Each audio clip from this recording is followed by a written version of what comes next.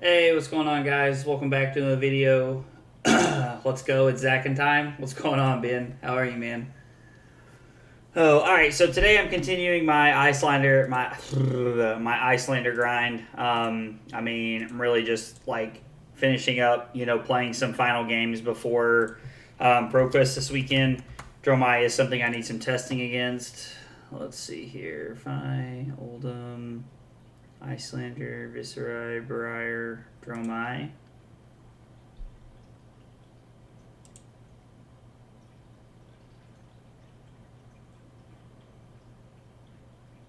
What is this, Dromai? I was like, I don't think it's correct to be on Alluvian Constellus.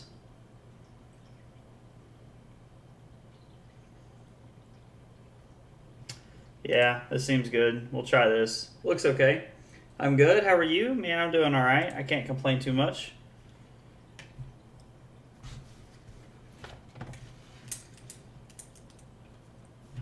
Let's see. Oh, I can't remember what I'm supposed to put. Oh, yeah. Talishar, Dromai, and I'm going second.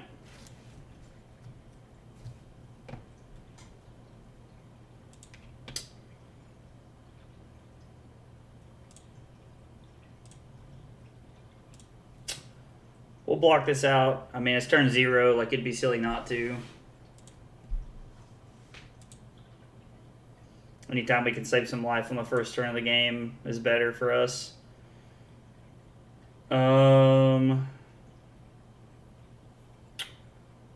So we can pick 5 go again, or I guess we can just pick 7, put the frosting on the bottom, and then arsenal the ether hell.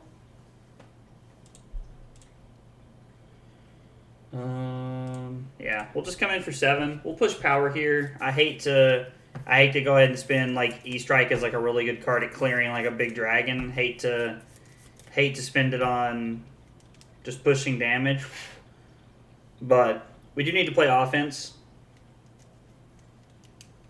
I feel like one of the early mistakes I made in this matchup is that I spent a lot of time just playing defense. I just spent a lot of time trying not to die as opposed to actually trying to win the game.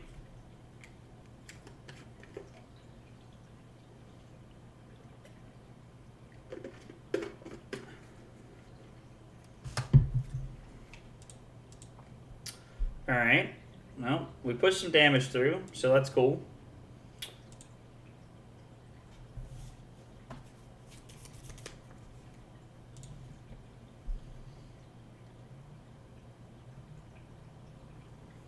Well,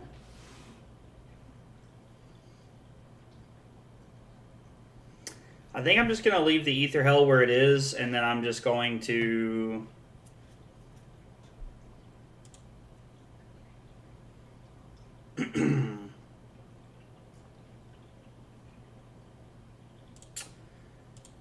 Yeah, I think I'll just overpitch to come in with the Fighting Spirit here. Get the gain of life, and we get to kill a mirror guy, so it feels pretty good.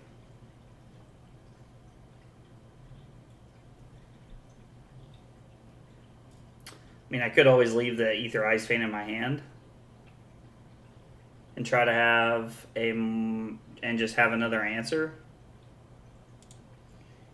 Yeah, I don't know. We're gonna see second cycle in this matchup, so let's just go ahead and kill Mirror Guy, and we'll go back to 37.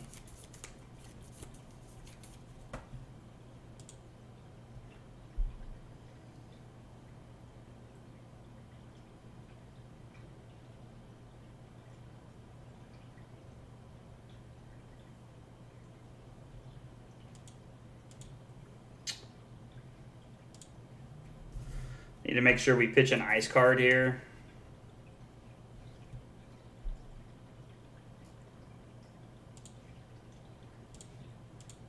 Block 3.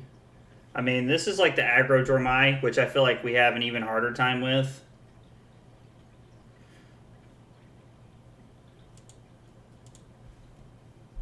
We'll go to 32. I think this will be a lot of what you'll see at ProQuest will be this aggro style of Dromai.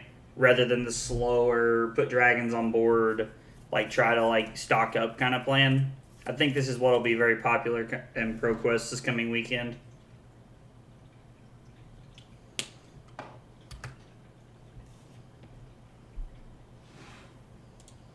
Okay.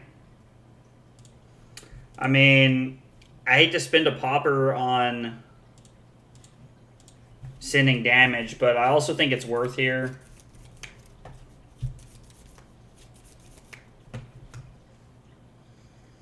Maybe it's been a mistake hanging on to Ether Hell as long as I have so far this game. Maybe I should have been more... I should have probably played a little bit quicker to put that into play. I think taking some damage to get Amulet of Ice into play is very important. We do need that for like hard disruption turns.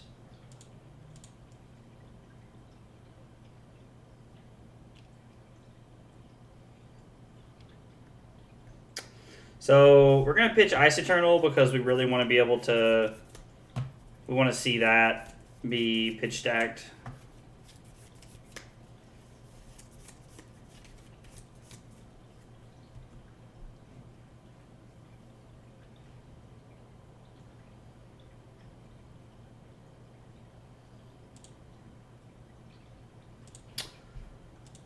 Let's go ahead and see what they do here. I mean, they don't have AV, but they do have Quell. Okay. Doing that so they can play around the Frostbite makes sense. Any counters going on in this deck? I hear Carly likes those. No, there's not really any counters going on in this deck. Carly was funny with that last night, though. That was pretty good last night.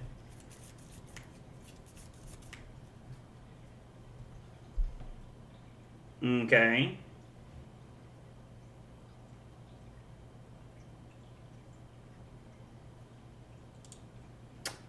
Well, that's obnoxious.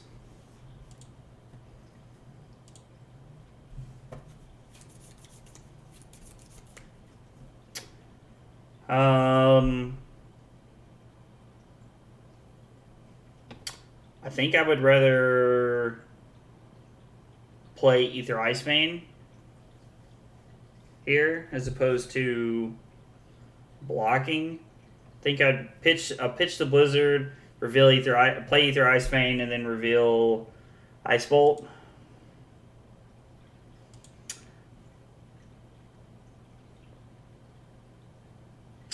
Sucks to not have a 4 right there, to not have a way to deal with that. But we do get to disrupt our opponent a little bit here.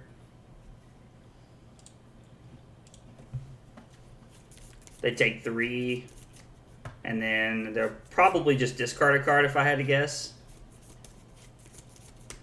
So this new aggro version of Dromai is actually really interesting because, like, if you are a deck that like blocks or plays to the board a little bit, you can actually fatigue it a little bit. I mean, is it worth Waning Moon here, or I think I'd rather have the Ice Bolt in my arsenal and then wait to draw an answer. Okay.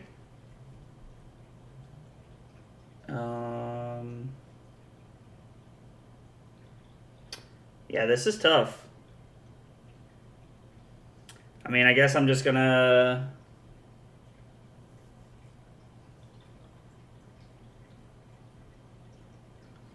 I'm gonna block Ice Vein, Ice Eternal here, block as much as I can because he's attack for 3, right? Yeah, and then I'll just put Insidious Chill into play. It's actually funny, they're not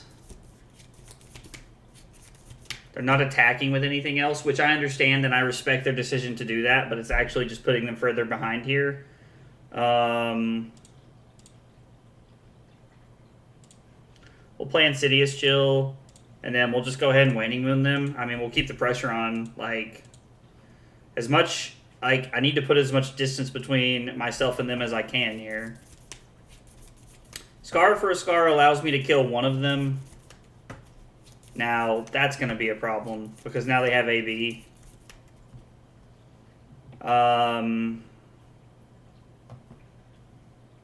Yeah, this is bad. I think I'm going to have to pop. I mean, let's see. If I take 9, I go to 20, and then I can Scar for Scar Thermite, and then send Wounded Bull at the other Thermite, and then I can just block with Polar Blast here, and then I have a way to start getting in there. Matchup is hard. Yeah, this matchup is very difficult. It is surprisingly closer than I thought it would be going into it. I would say that it's less than 20% win rate, honestly, which I know is not surprising to anybody. Oh, I definitely meant to block with the Polar Blast. That was just a...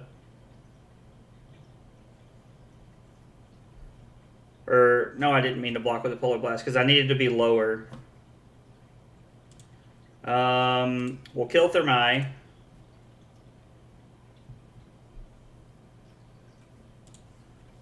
We'll kill Thermite, and then we'll pitch...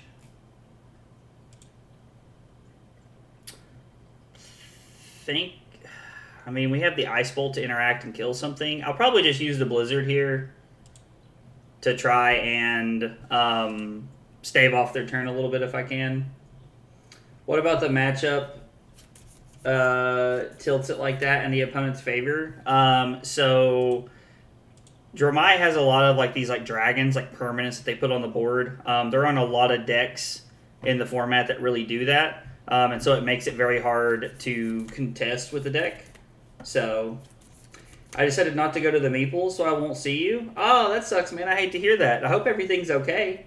I hope it's nothing bad or anything. But yeah, I mean, the fact that they just put so much stuff on the board just makes it very hard to really do anything. So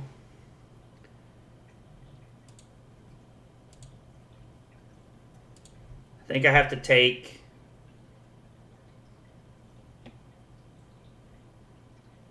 I actually like being able to kill this one. I'm not going to block anything, and I'm just going to kill it. Oh, it's all good, just going somewhere with less Iyslander. Okay, I mean, that's fair. That's not a bad idea. So before they do that, I'm going to go ahead and use Tunic and Waning Moon my opponent. Try to get some damage in if I can here. They're going to sand cover the Waning Moon. Okay, I mean, it's what they're there for, so makes sense. They take nothing off of that. The Ice Bolt's going at that, so we're just going to shut their turn down.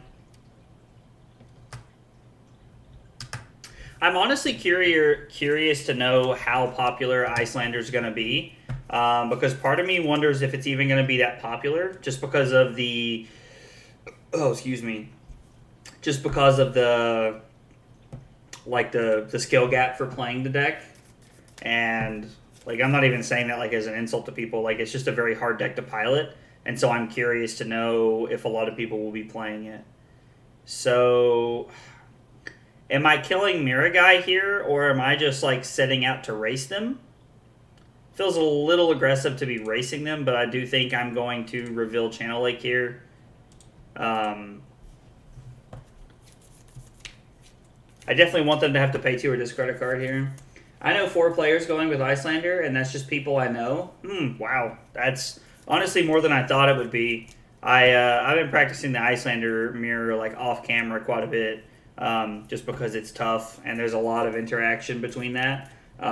So I feel a little prepared to be playing the mirror. I think having Hamilton's Sideboard Guide as well gives me it just puts me in a good spot. Now I know that all the other people going to ProQuest will also have the Sideboard Guide, but it's just a nice feeling to know that it'll be there.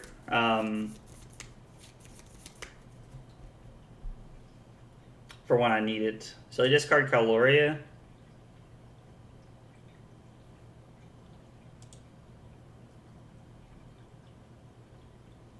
I mean, that's a waste of a sand cover. Doesn't work that way. I targeted their dragon, so I'm not going to complain. I would use the Amulet of Ice, but I think Channel Lake is going to do a pretty sufficient job at shutting their turn down. So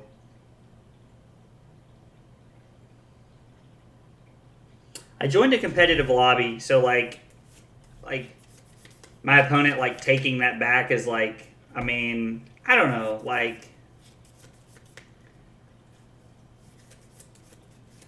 I guess I don't mind, but at the same like I mess up and do things sometimes, so it's like a little tough, like for me to just like be a douche and hold it over their head. I don't know what my opponent's doing right now.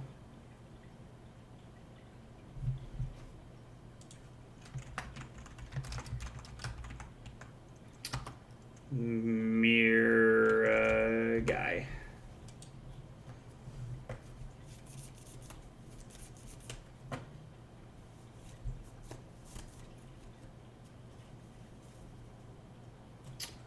Okay. I mean, bug and visual. So, you know they have a sand cover that they're probably just going to pitch here. Like, they'll pitch it during their turn. Hey, Paulo Cutesco? I hope I said that right. Thanks for the sub on YouTube. I appreciate it. So, we kill Mirror Guy, and then, like, I can Scar for a Scar the Thermi, and then pitch Blizzard to play Insidious Chill. And that allows me to keep my Channel Lake out.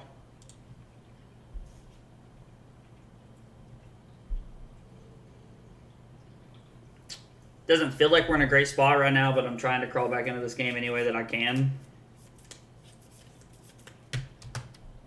It's going to activate Furnace in response.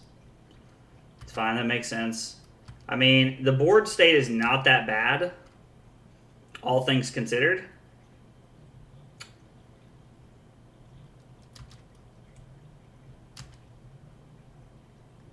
Yeah, I mean, I can't play the Blizzard, so it's not like we can like shut their turn down. Like, there's not really an option here.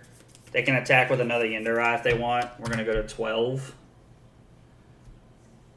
The good thing about where we're at right now is that we know that the Scar for Scar kills the Thermi, and it kind of like ends their turn. Like, well, it doesn't end their turn, but like we know that that's all 3 of them. We know that we don't have to play around any more of them.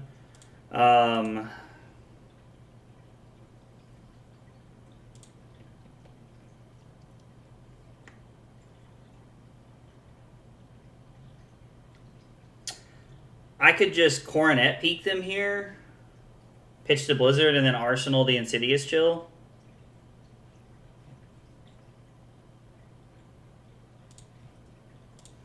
That's probably better because we're taking a card out of their hand and we're still getting to put the Insidious Chill into play. We're going to target our opponent. I do have manual targeting turn on, so I have to click through all this stuff. Blizzard checks channel, and we Arsenal Insidious Chill. So,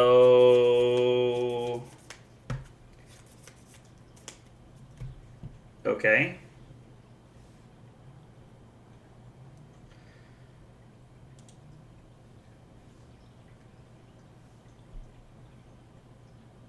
I'm just going to pop this and go back to 13. I mean, like, they might have had, like, Sigil or something they wanted to play there. I'm not sure. Like keeping the Insidious Chill here. So, I'm actually going to go upstairs with this. Which is, like, I don't know, very debatable, I imagine. Like, I can't kill Yindarai, which is, like, what sucks.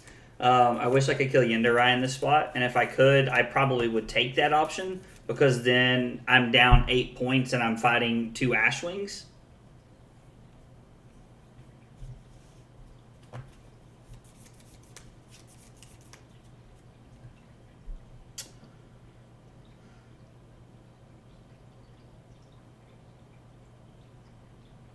Okay.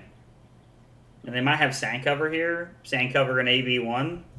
Like, they have had their Arsenal card for a while, so it wouldn't surprise me if it was a Sand Cover.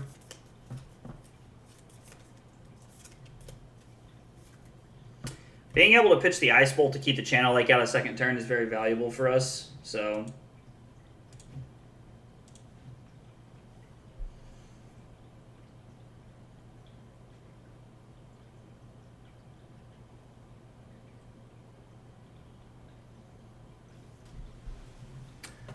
I'm pretty sure my opponent had to play the Sand Cover before they let Ether Ice Vein resolve. Like, you have to like activate instance and do things while it's still on the stack, or while it's still on the layer. I don't know. It's called the stack in Magic, and I hear a lot of people like say like layers and things like that, like in this game. And I don't entirely understand the difference, but what's the win percentage being down 8 points now instead of up? I mean, I would imagine the win percent, like the chances of us winning this game are very low. Like, we're not in a terrible spot, but we're also not in a great spot either. So the chances of us winning this game are probably like 30% if I had to guess. Is it Georgia TCU? No, it's not quite that bad. We're not quite that bad. I feel like right now I'm at that point in the game where like TCU just scored and there's like just enough hope for them to like be hanging on. Man, this is another super awkward hand.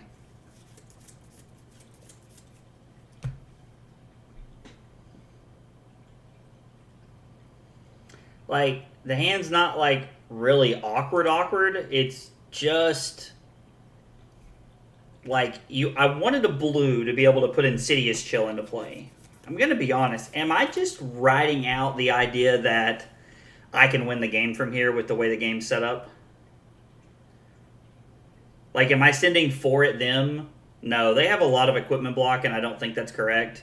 I think we're going to hit an Ashwing here, and then I think we're going to come in with the Ice Vein on them. We are going to go upstairs. We'll pitch Polar Blast, reveal Insidious Chill, and we'll get an Insidious Chill trigger. I do not get to keep the Channel Lake Frigid around for a third turn. If I'm going to be honest, I have this discussion like every Friday night when I play cards with my buddies. I'm like, how do you keep the Insidious or the Channel Lake Frigid around for a third turn? And I don't even know what that looks like, but I would like to find a way, and I don't really know how to do it. I think you have to use Storm Striders. It's the only way that I've come up with that it makes any sense, is to use Storm Striders.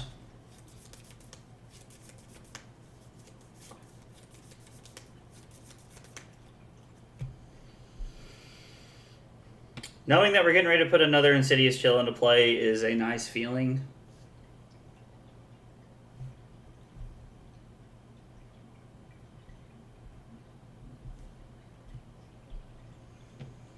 They lost 4 life.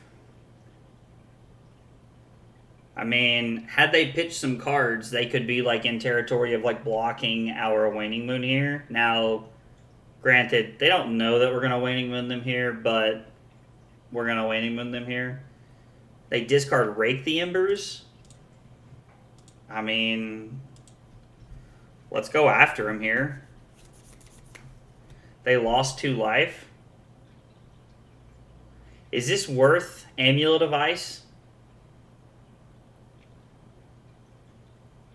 I don't know. Maybe I'm wrong, but I'm going to go for Amulet of Ice here. The less cards they have here, the better for us. They discard a Blaze Headlong. Okay.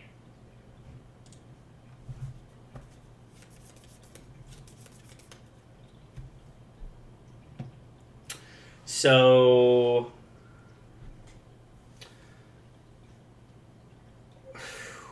can I just win the game? Pitch Ice Eternal to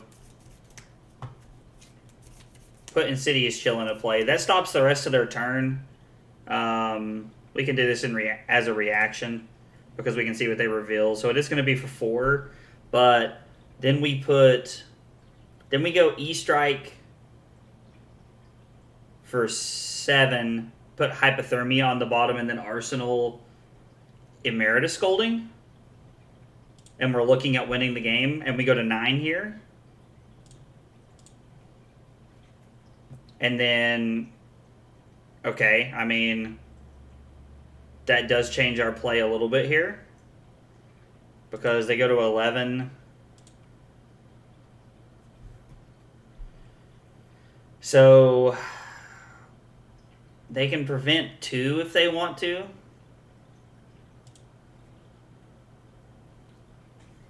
I mean, how many poppers are there left in the deck? We've seen 1, 2, 3, 4. So there's 2 poppers left in the deck. And we're probably like 20 cards to pitch stack, probably like 5 to 6 more hands if I had to guess.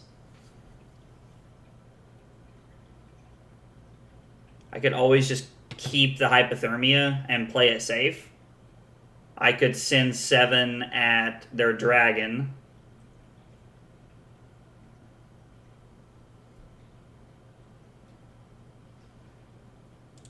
I think we're in a spot I'm going to go for the win.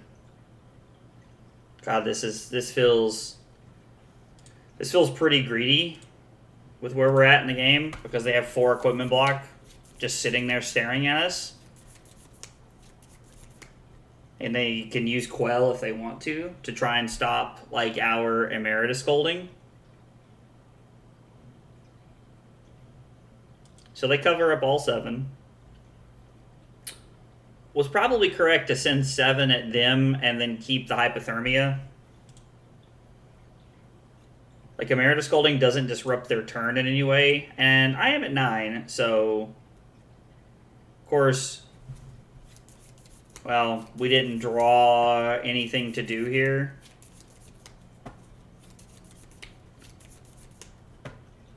Brothers in Arms, like, is very efficient in blocking, though, which is cool. Was really hoping to keep our streak alive of seeing a lot of Ether Ice Veins in a row. Would have been nice to see another Ether Ice Vein in this hand.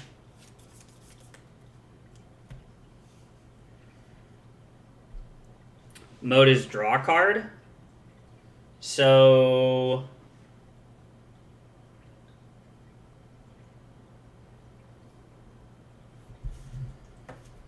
they're just coming in for 5, and they're going to use Snapdragons here.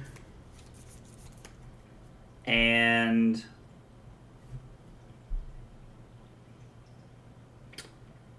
I mean, Channel Lake is very good. Is it better than Hypothermia is the question.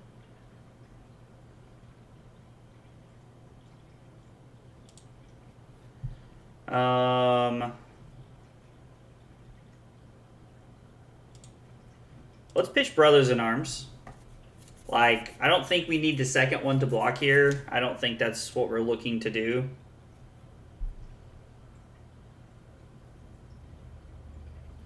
They chose to lose 4 life. Man.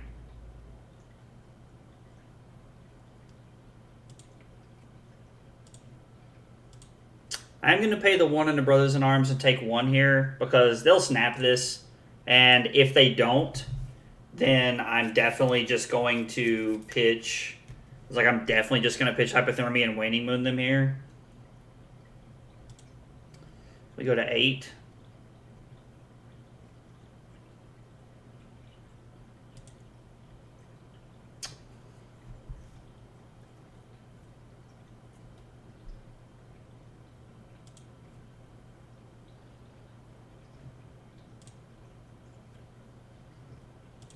I'll go to 5.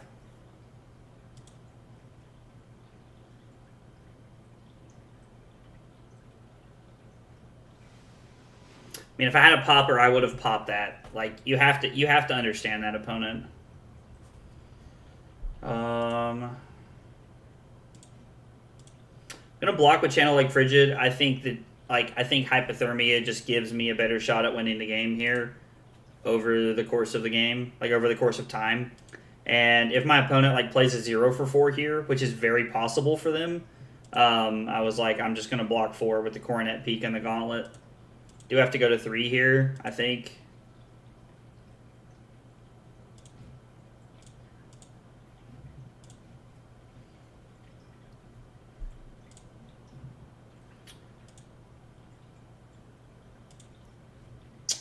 So we'll pay 1. We'll go to 3. We'll just pass an Arsenal to Hypothermia here. I mean, I do have AB if I need it, and I'm at 3. Like, I don't see myself needing AB this turn, but man, our draws have been very lackluster. So we'll play Hypothermia. We'll pitch Amulet of Ice. Well, or am I going to keep Amulet of Ice till the end of the turn? Because I only get to block one thing, which means I can block with Frost Hex. Or I can pitch Hypothermia. I can play Hypothermia, pitch Frost Hex, Frost Hex.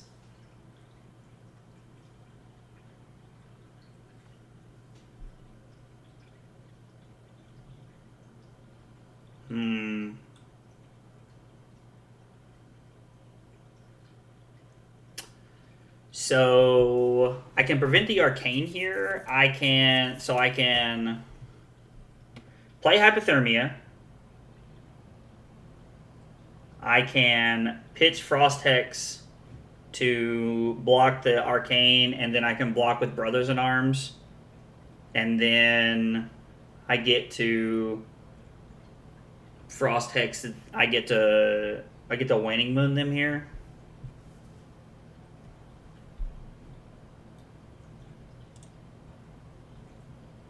Alright, so we'll let Asvalai happen. Thought I clicked OK. Uh-oh. Looks like Talashar's lagging. Well,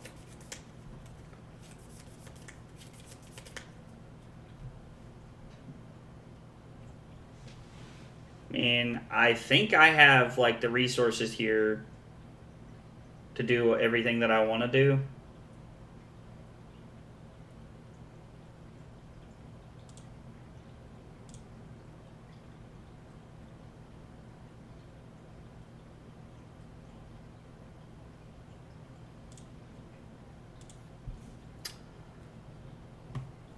I am... Okay, so if they're going to play Sand Cover...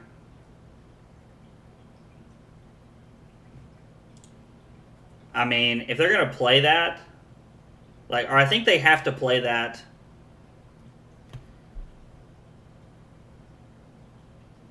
Yeah. Like, if they're just going to play that to, like, give their stuff go again, then I'm just going to flash in Hypothermia and then pitch the Frost Hex here to Waning Moon them, and then force them what they're going to do with their cards in their hand.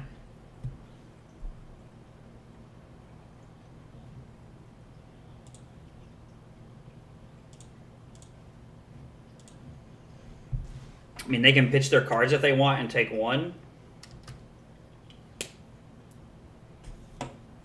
Yep, so they go to 6 here. Hypothermia ends their turn. I mean, I'm not doing anything else with the resources, so like just in case something crazy happens. And then we took nothing and they took 1 from that turn. I think all things considered, that's about as well as it could have gone.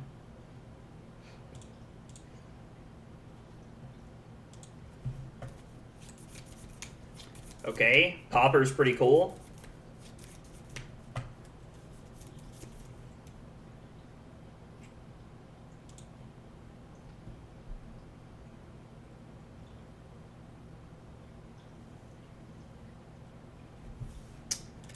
Man, like, let's see. So there's a yellow, a red, a yellow, a red. Yeah, so there's 1 of each left, and I'm pretty sure I pitched a blue at some point.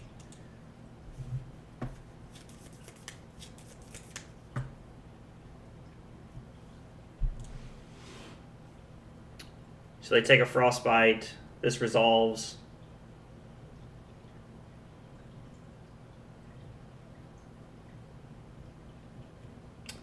So I can block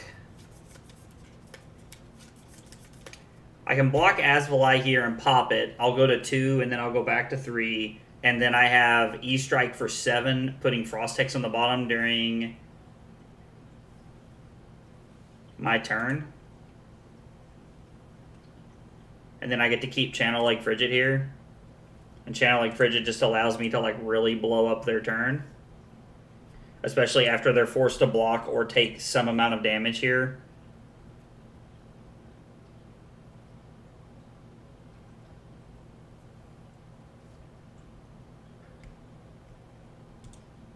You can't pitch any of your cards here. We're going to put this on the bottom. We're going to come in for 7. And then I don't think there's a reason to kill anything here. I think the more cards I strip from their hand, the better position I'm in.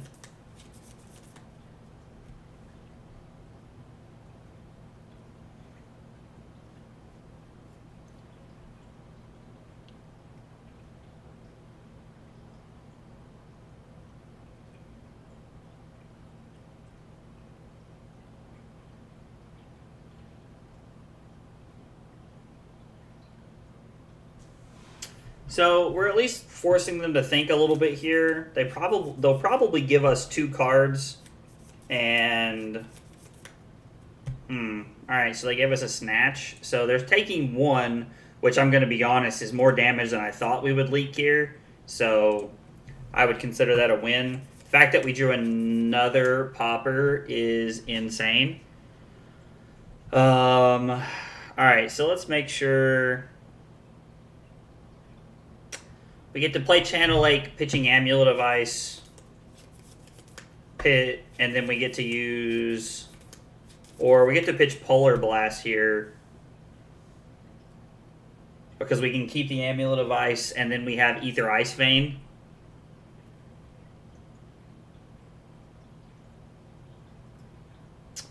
Well, I have to have a way to keep the Channel Lake.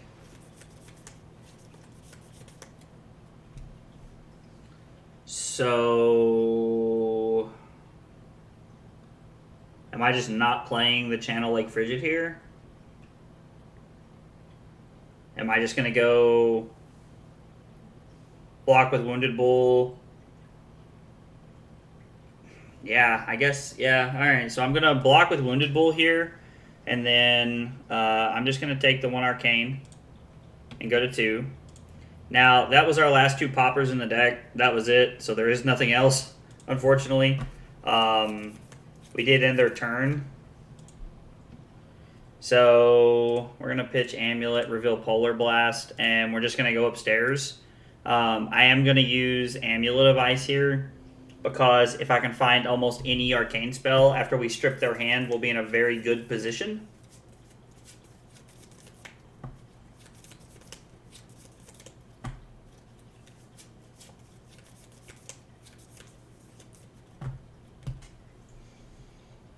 Yeah, because I'm going to Waning Moon them here too, which is going to, I mean, force cards out of their hand or force something here. Like, I feel like we're in a decent position. All right, so they discard a card.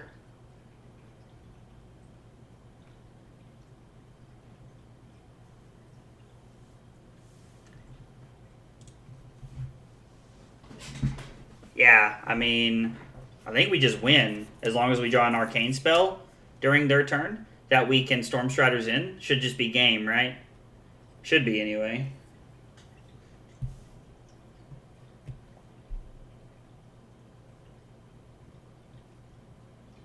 Like, I assume they're going to prevent 2, discard their last card, and then I'm going to Waning Moon them. They'll take 1, go to 4, and then they'll go to 2, and then they'll have no cards in hand. They just lost 3. They just took all of it. Okay, well, I'm going to go ahead and crack Amulet of Ice. I'm going to get rid of their cards here. Like, I'm going to force everything. They probably just have a Sigil of Solace in their arsenal that they're just waiting to play. So when I do this, they're probably just going to play it. Go back to 5, and then they'll go down to 3, would be my guess.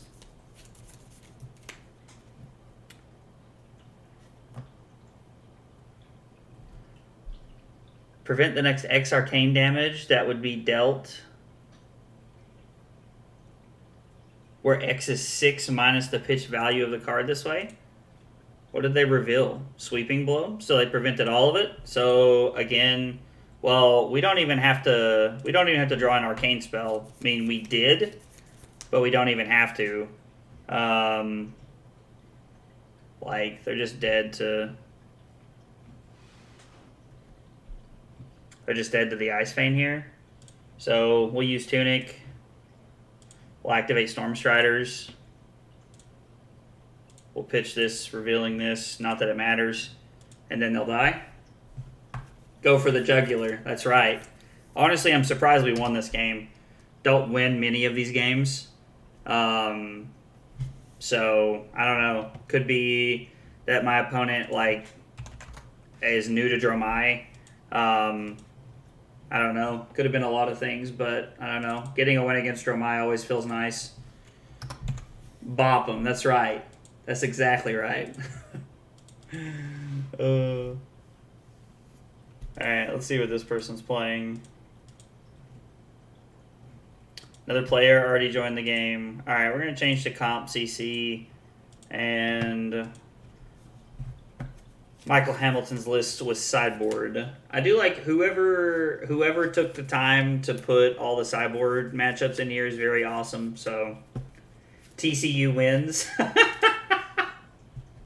Oh, that would have been awesome.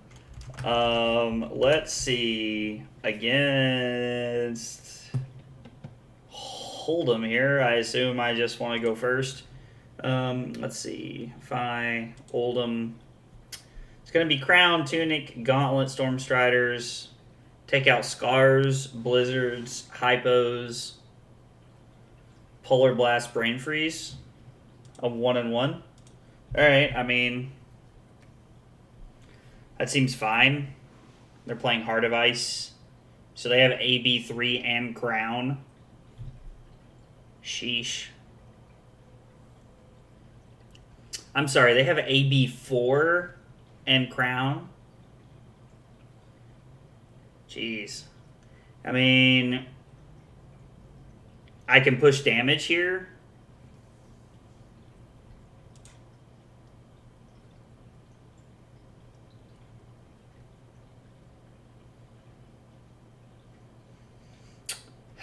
This is not very good against them, so maybe I'm just going to Arsenal the Scolding here. Nah, let's push damage through while we can. I don't know. We'll see what happens. I mean, they're spending an Oasis Respite at the beginning of the turn here. Like, the beginning of the game. Like, fine with me. I guess I could have pitched the Channel Lake and then kept the Ether Ice Vein in my arsenal, so that I would have had play next turn, even though they don't feel very good. Well, this is a super awkward hand. Hopefully they Command and Conquer so I can just like put Channel Lake to the bottom, because I'm just gonna block with the Crown of Providence if they put Channel Lake to the bottom, or if they Command and Conquer here.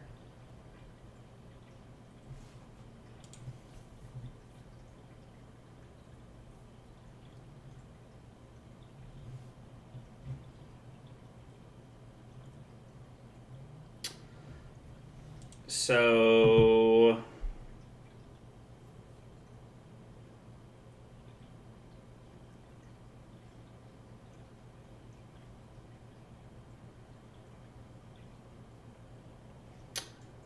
good. It's probably better just to sink below this and then put Ether Ice Vein on the bottom and see what we draw. I think putting the Channel Lake in my arsenal was already a big mistake.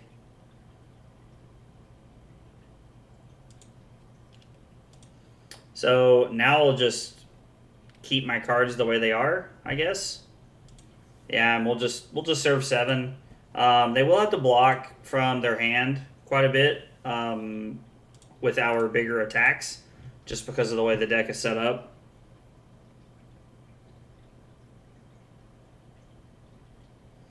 They have set up for a lot of AB, which makes sense. I mean, so like the way that you, it's my understanding that the way you win this matchup, my phone's like having a stroke right now, but the way you win this matchup is by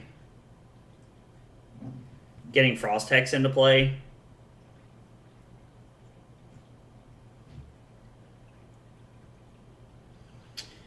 Choose an ally aura or they control. Destroy each permanent chosen this way. Huh, that's interesting. It's a spicy card. So I'm gonna go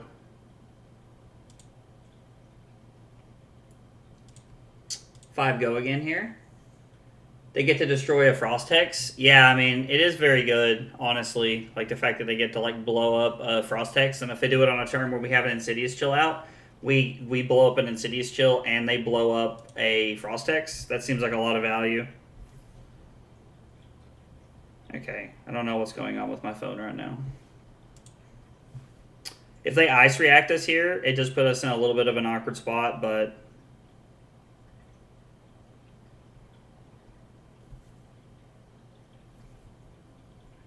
oh my gosh. So they're going to Staunch Response this and keep their 1 prevention alive, which is fine, because I just plan on putting the Frost Hex into play anyway. Oh. Get an Amulet out to match that. Are you talking about get an Amulet out to like match the Insidious Chill so I can keep the Insidious Chill?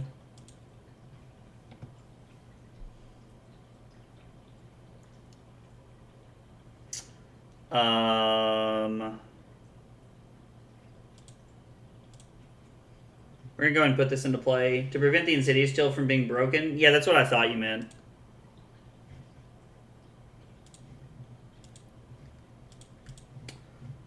We'll see if they have a blue here, or what they have that they might not. They might just take 3 here. They might not want to pitch anything, honestly.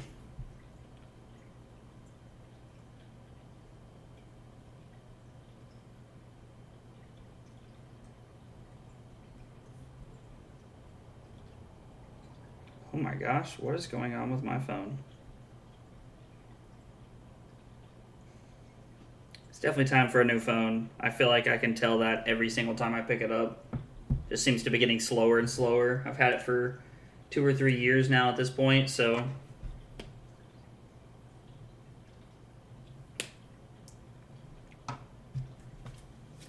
I mean, they have to think that Crown of Seeds is just better, right?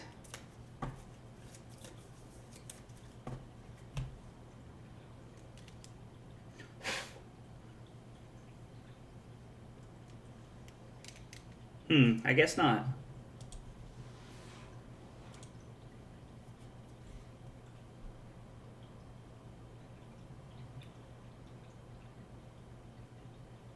Oh, they prevented the 3 Arcane. And then they take 1 from the Frostbite. I'm going to pitch to Channel Lake Frigid, reveal the Ether Hell. And then I'm just going to Arsenal the Ether Hell. Because I was like, we're forcing them to... They get to AB4 and then take nothing. Channel Lake checks channel. They can't crown. No Arsenal. No. I was saying that, like, they should have... I figured that they would have kept their card to ensure that they had an Arsenal to Crown of Seeds with, is what I was trying to imply there.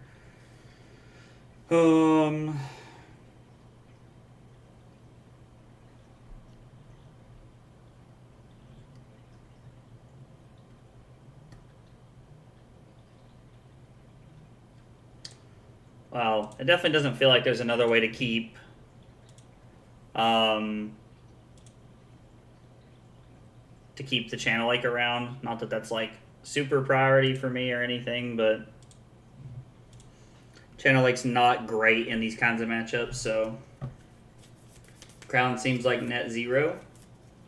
Oh, keeping the card for it. I mean, Crown may not be great, but I just...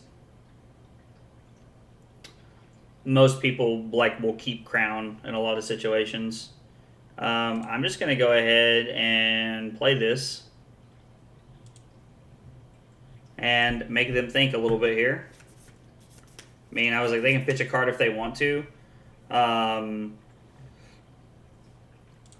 know they have it floating, but I'm still going to pitch this anyway. I want to keep cards in my deck. Arsenal the Polar Blast here.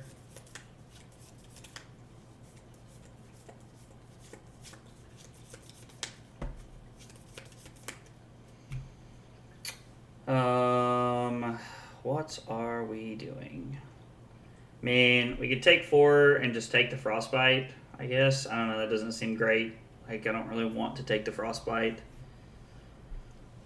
I kind of want to put Amulet and Insidious Chill into play at the same time if I can. So...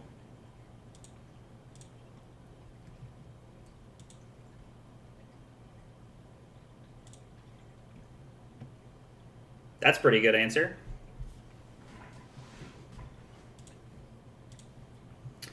Blocking for a clean 4 here is pretty solid. Polar Blast with Ice Eternal. Tunic, break Frostbite on your turn. Play Amulet, then Ice Vein. Arsenal, Insidious Chill.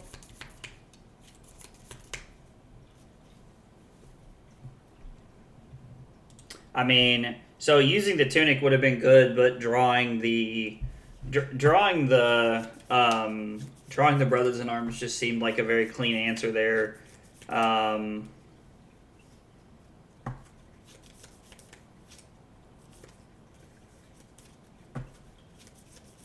Oh, so you were saying, oh, so in your scenario, you were keeping the card to be able to fuse this. I see.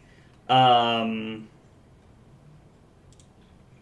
going to play this, and then I'm going to pitch this, because I think seeing cards later in the game is definitely better for us, and Arsenal the Insidious Chill is very good here. I was like, getting cards out of their hand is fine. We'll Arsenal this.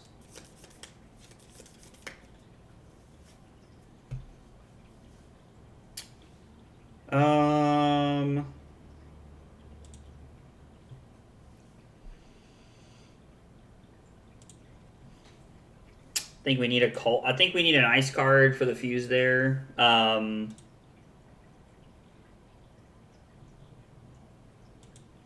have a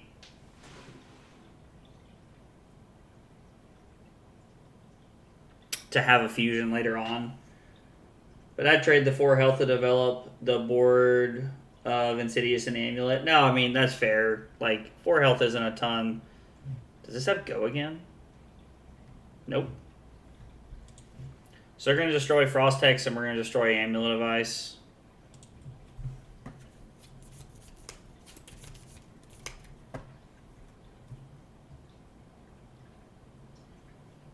I mean, I could pitch E-Strike and use Tunic to Waning Moon here and then come in for 8. I think it's better just to come in for 8 here and then Arsenal the E-Strike. I wonder how many of the Imperial Ledgers they're playing. Like, and it feels just for this matchup. Okay, so they're going to cover it up here.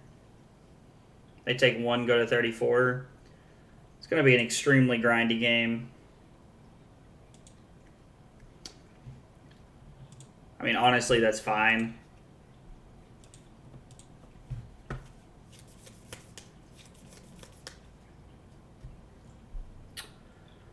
So we block E-Strike, go Amulet, Amulet, Arsenal, Insidious Chill.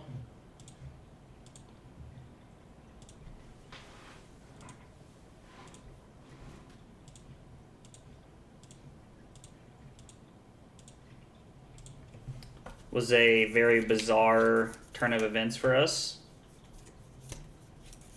So they activate Heart of Ice. I think I'm gonna pitch Ice Vein here to play Insidious Chill. Warhorn is legendary. Can only run 1. Is it really legendary? It is. Good call. That's good for us. So I'm gonna pitch Heart to play Insidious Chill. All the Imperial items are? Okay. So we'll pitch Heart, we'll gain a life to do this, and then on our turn we have pitch Ice Vein with Tunic for Fighting Spirit for 7, gain a life, and then we'll Arsenal the 3rd Insidious Chill. I'm happy to just take 4 here. They could have Pummel, which, I mean, it is what it is if they have Pummel.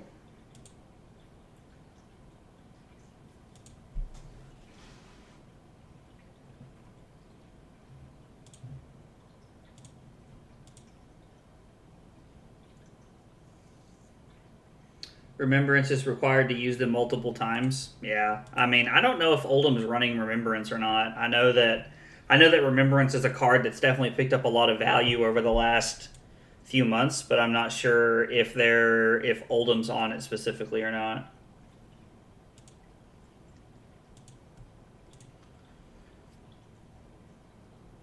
I mean, we have 2 Frost Hexes left in our deck. Also, the board is about to be insane. Yeah, the board is definitely about to be insane. They are playing Remembrance. This is a very interesting Oldham. They came specifically for this matchup. I have yet to play against this version of Oldham.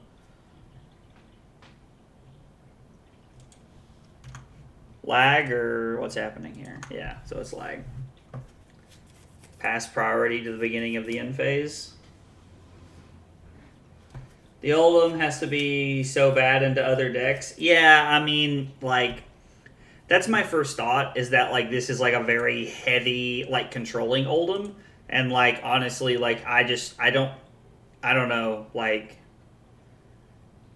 Oldham, I imagine what the, I mean, I guess they could have, an insane pivot board that allows them to, pivot and, play other matchups, but this does feel like it's specifically set up for Iyslander. Which, I mean, if you're targeting Iyslander going into ProQuest season, honestly, I can't say that I blame you, because Iyslander's going to be one of the more popular decks.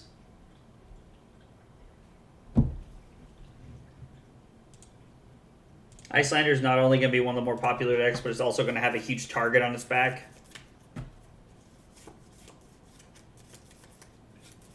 This game now has to be about Ice Vein on your turn, Strip Hand, Massive Arcane on their turn. Yeah, so I honestly think that one of the way I'm gonna have to chip in damage where I can across the course of the game. Right now, I'm in a spot where I have a decent amount of tempo, in my opinion. But the more I can continue to chip in,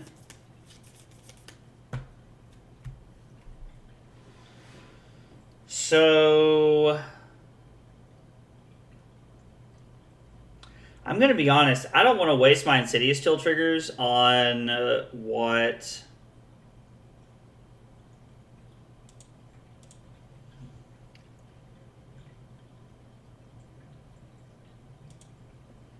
So we put this into play.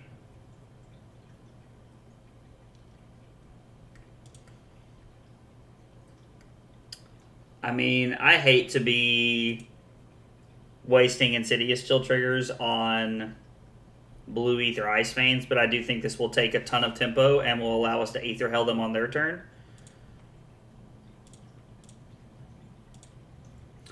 Triple Insidious Chill trigger. That is not something I get to see on the stack very often.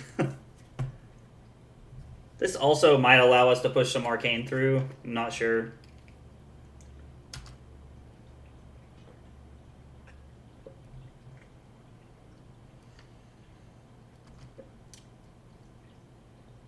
This is extremely taxing.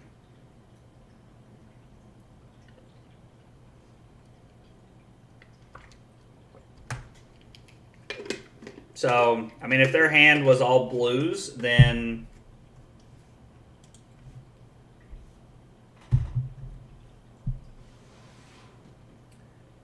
this might be Amulet, to be honest. I mean, that could have been an Amulet turn, but I don't know.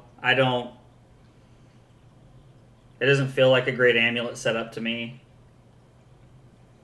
It's only 3 damage. I mean, if this is a blue, we're only going to get in 2, so...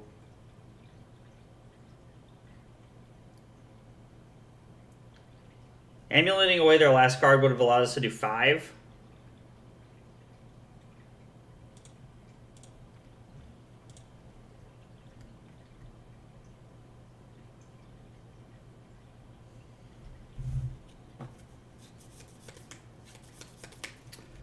go ahead and put it all on the stack here.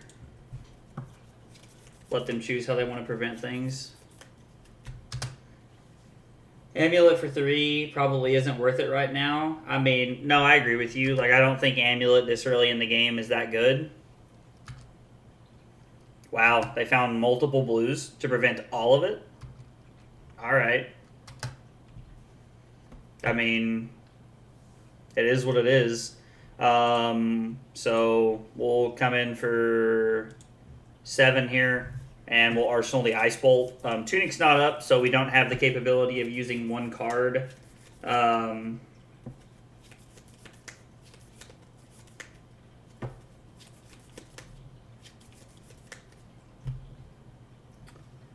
Blessing of Patience. At the start of your turn, destroy this, then target hero gains 3 life.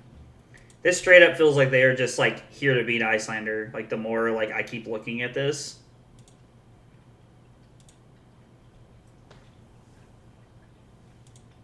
They're gonna ice react this from my hand? Alright. This is Iyslander hate? Yeah, no, I mean this is like they came to beat Iyslander, like, and there's just nothing to say about that. Like, it is what it is. Like, I get it. People, like, want to beat certain things and want to do certain things. And that's just...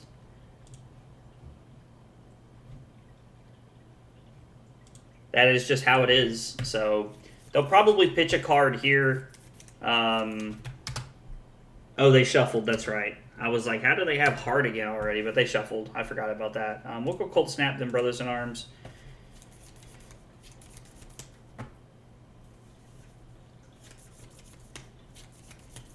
So, pitch Frosting. God, this is such a bad hand. Am I just keeping my arsenal and just... like, there's no good way to do this. I can pitch Fighting Spirit. This hand is actually awkward AF. Yeah, it really is. So I could pitch Fighting Spirit, use Tunic to play Ice Bolt, and then I can pitch Frosting to come in with Wounded Bull, and then Arsenal Frostex. Block with Bull and Findle's Fighting Spirit, just play out Hex. I mean, yeah, there's a few options here. Tunic allows us to play the Ice Bolt here.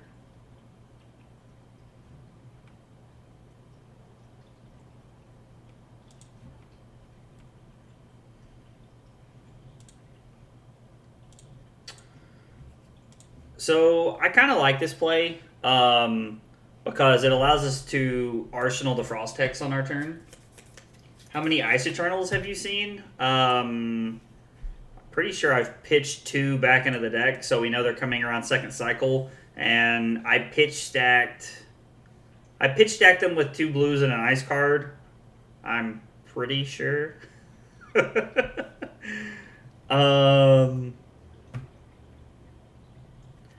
I don't think it's worth the Waning Moon here. Now, it is worth noting that the Wounded Bull leaves us open to them ice reacting and putting the Frostex back on top of our deck, which is fine. JK, they can't hammer now. Yeah, I didn't think they could hammer.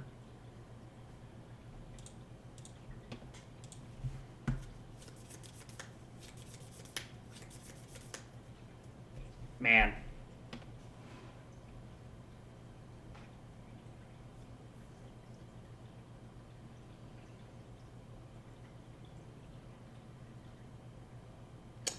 So we play Frostex. I'm going to pitch the Cold Snap to play Frostex. This resolves. I'm going to overpitch because I want as many blue cards as I can have here for the Ice Eternal. I mean, we have a pretty decent chance at trying to crawl back into this game right here. Like, this is an action that they have to take, so I'm going to go Frosting, Cold Snap, then Sink Below. And then I'm just going to Arsenal this.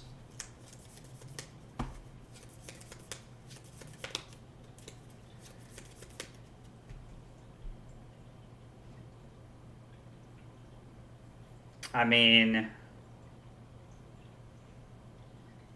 It is, but it resolves before the frostbite's still their damage. Yeah, I mean, it's the unfortunate part, but like I don't know that we really have another way around it.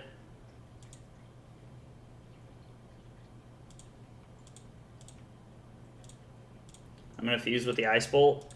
Like we're gonna make them pitch all of their cards here, and I'm gonna get to deal some arcane damage, and then the Frost Hex off of the Frostbite is gonna be pretty valuable for us. So the fact that they saw Imperial Ledger once, and then they remembranced it back in, and then they've seen it a second time this early into the game is actually crazy.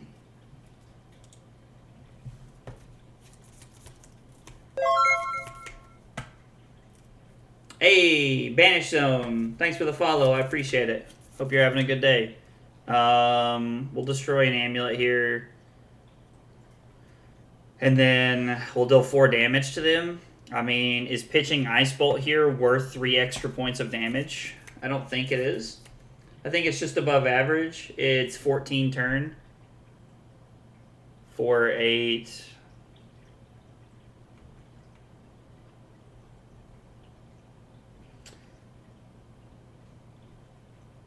think I want to keep a card in my arsenal here. I mean, like, this is very not good.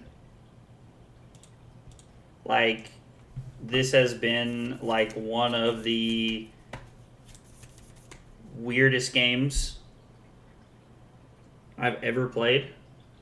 So, I can pitch Ice Vein here to play Ice Bolt.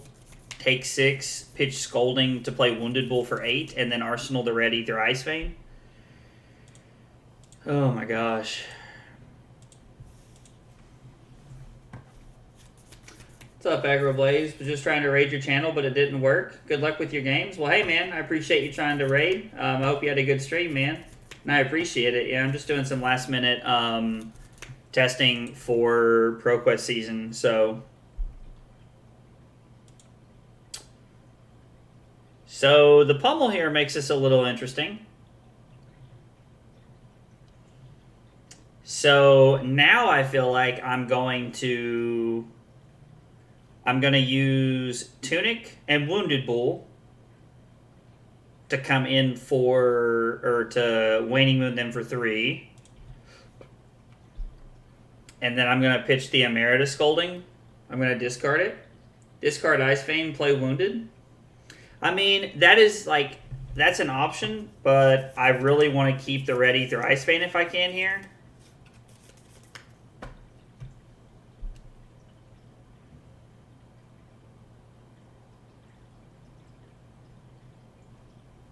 Alright, I don't know. I'll take your line. I'm not sure how I feel about discarding the Ether Ice Vein, if you want the truth there.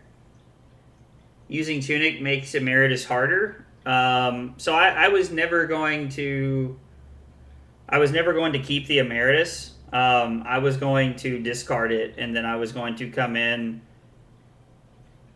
and I was going to use the Wounded Bull to Waning Moon to put them to 16, and then Arsenal the Red Ice Vein, so that I could have it for setup. So, and only having one counter on the Insidious Chill does make this very awkward. But like, it does create for some awkward hands.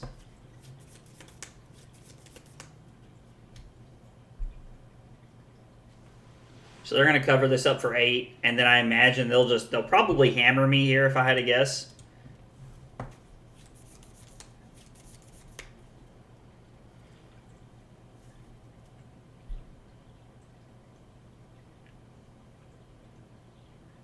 I'm honestly just kind of inclined to take 4 here. Play this for 2.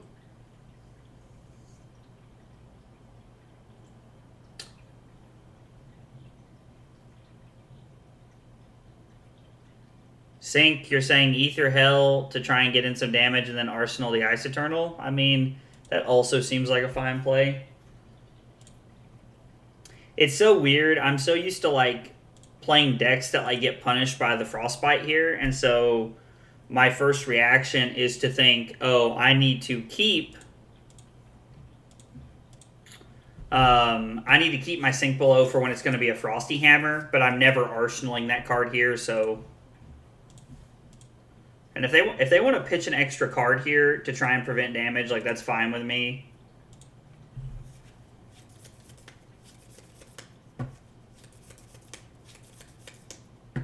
So... Yeah, but they're on no arsenal for this. That is true, they are on no arsenal. So I get to play Ice Eternal and keep Polar Blast here. And I have 1 resource, which means I get to Waning Moon as well, because I'm going to use it for 8. And then you Tunic for the resource.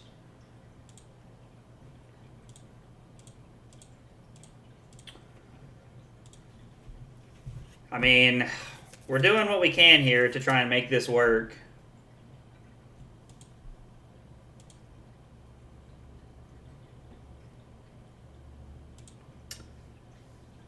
So they definitely should have discarded a card. I don't know why they did what they did there.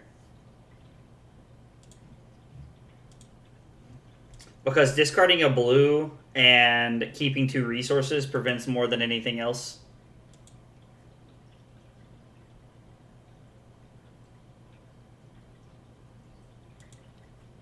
They take 4, and then they go to 11.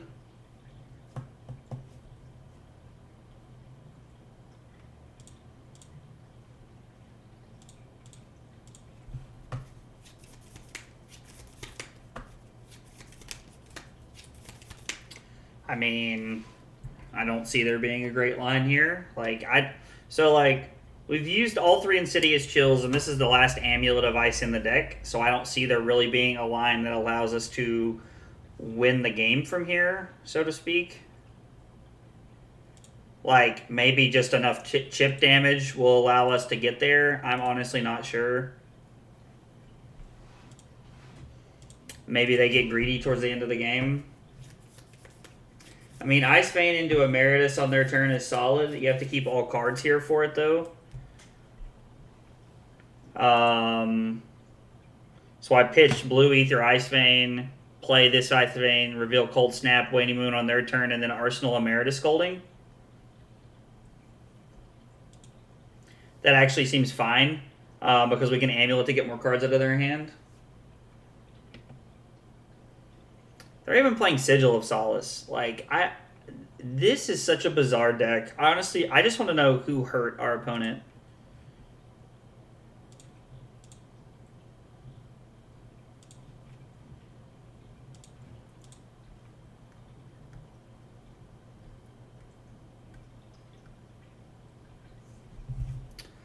So, they prevent that.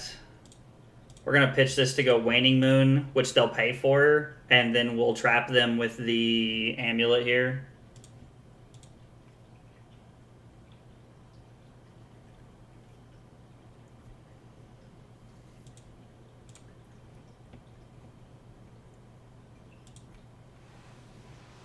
I mean, they definitely use their Crown of Seeds very strategically there.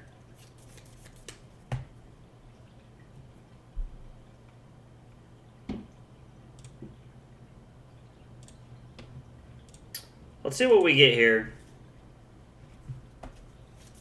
Like, maybe, I was like, maybe we get lucky and they have like some reds or something. I mean,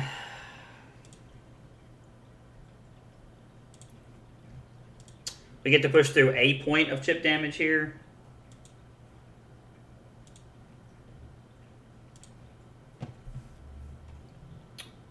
Just play the energy potion to set up here. Leak 1, play E-Pot, Arsenal Ice Bolt with Tunic up, I guess. Yeah, I mean, like, I think, like, that's our only play here. Unfortunately, it all feels terrible, but... so...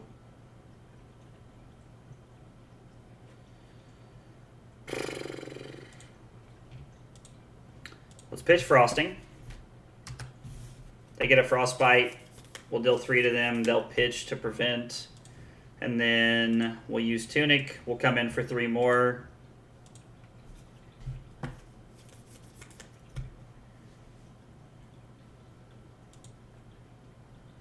I mean, they can still hammer if they want to here.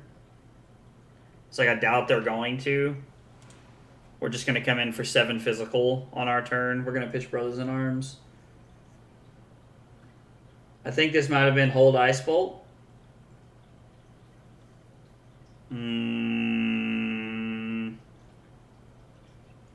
What for? Block with 2, swing Fighting Spirit? I mean, like, I also don't just like hate swing with Fighting Spirit here. Like,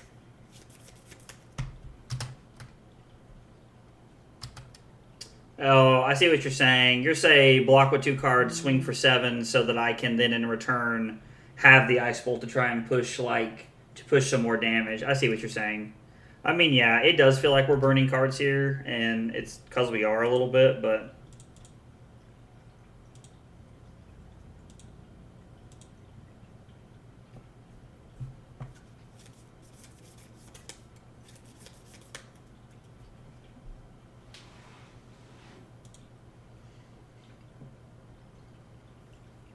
this is not a great...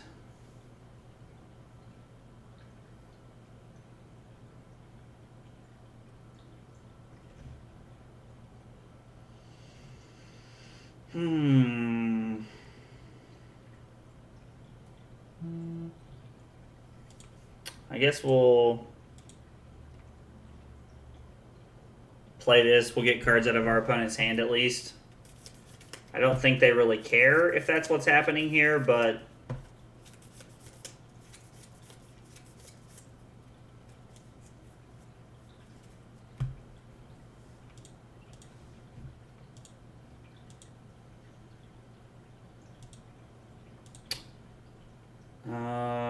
we'll Arsenal the Cold Snap here.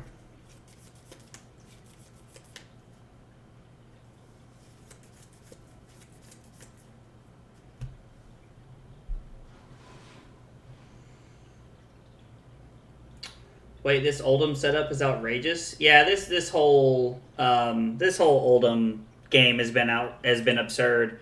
They've played Imperial Warhorn twice and killed 2 Frost Hexes with it.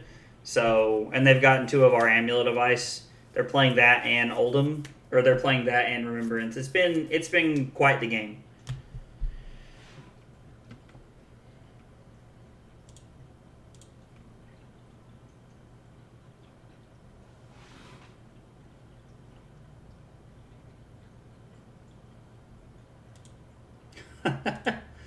Okay. We'll draw a card. And then we'll go ahead and activate this. They just have AB4, so there's like nothing that we're even gonna push through here. Starting to run out of threats now. Yeah, so we hose the hell out of Iyslander and die to everything else in the format. Yeah, that's pretty much what me and Sir Smurfington have been talking about. Like, it's just been like this whole game has been very bizarre on what their plan is. Like, we're like almost out of threats. Like, playing the Yellow Ether Ice Vein does nothing here because they're going to pitch 2 cards. And then I'm going to like... I mean, I don't even know what I'm trying to do here.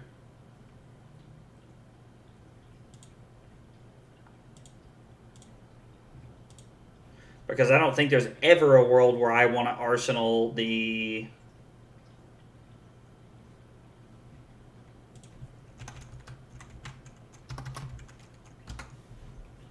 Yeah, I'm just not going to play through the rest of this.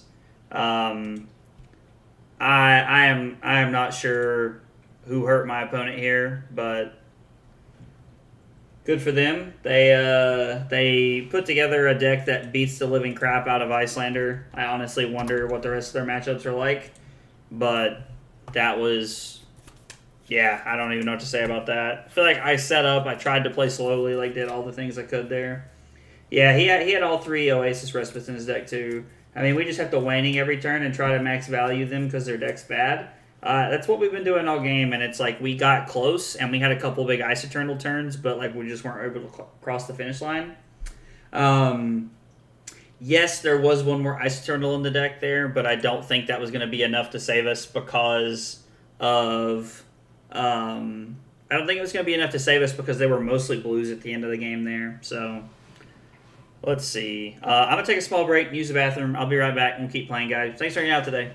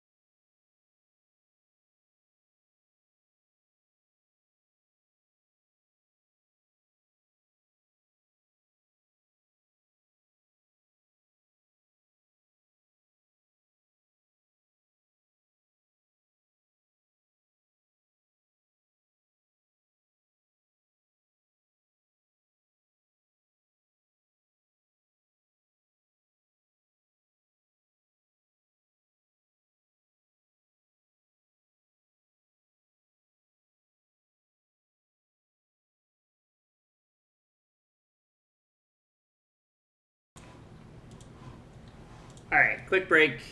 Let's keep the games going. Let's see if there's somebody in. Let's just jump into some games here. Oh, the Iyslander mirror. That's definitely something I was talking about how I need to practice with.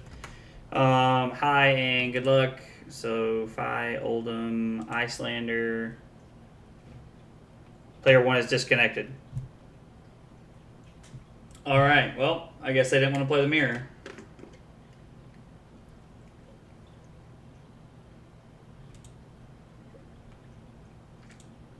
We'll try this game.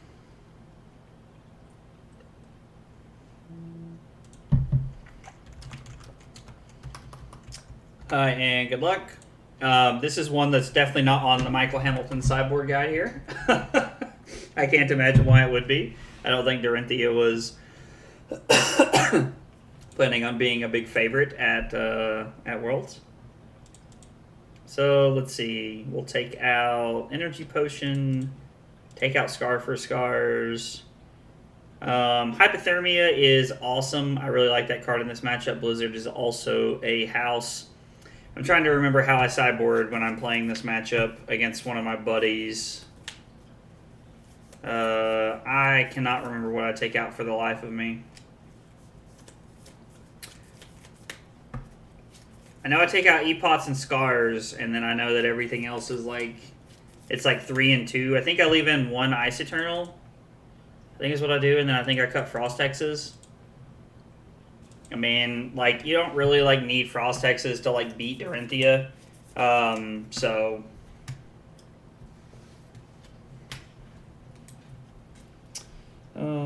let's see. I've not been keeping up with this, so...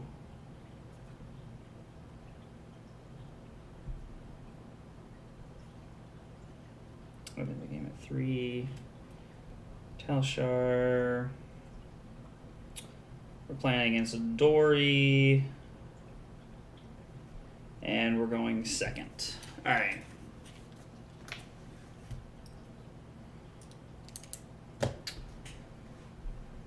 Oh.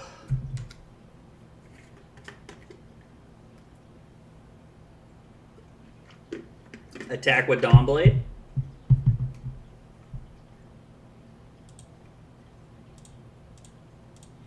I'm just going to block with 8. Like, if they have something cool, they have something cool. I'm, like, I don't know. Like, anytime I can block for free, I like to take those opportunities, especially against Dorinthia. I mean, Route is obnoxious. They're going to put the Frosting back into our hand because it's the worst 3-block that I added to the chain. At least I imagine that's what they're going to do. This looks like Josh Lau's list. So...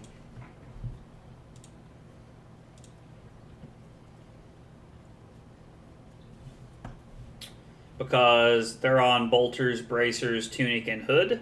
Yeah, this looks like Josh Lau's list. For anybody who doesn't know Josh Lau, like, you should like, you know, pull your head out from under a rock. Josh Lau is he's very well known for playing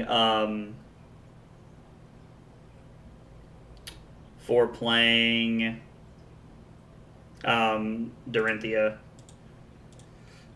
We'll go back to 36.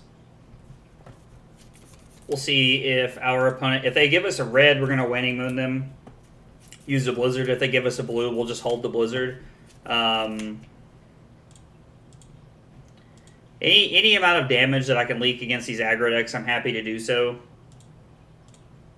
We'll Arsenal the Polar Blast. So, normally I would say this is a hand that gives us decisions, but it honestly doesn't give us a ton of decisions.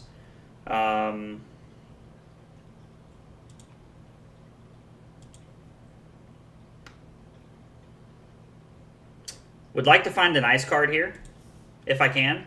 Finding an ice card would be great because it allows us to play the Ether Ice Vein, and then use, and then Arsenal the Ice Bolt. Let's see what they do here. I mean, blocking with Wounded Bull feels bad, but I also don't hate it a ton.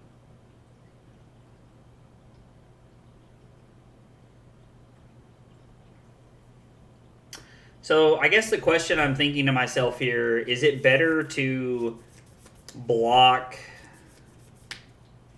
2 and then deal 5 and Arsenal Ice Bolt, or is it better to block with, I mean, I guess I'm blocking 3 regardless.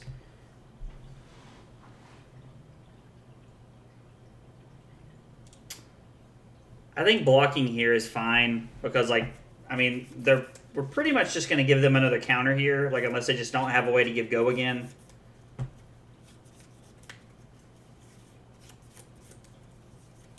I mean, like, they could not have a way to give it go again. Like, it does happen. Yeah, I was like, I mean, it doesn't happen super regularly, but it does happen from time to time. So we take 2, go to 34, and then they'll probably bracers and then come in. And then we're going to try to use Ether Ice Vein and Amulet of Ice to try and take some tempo here.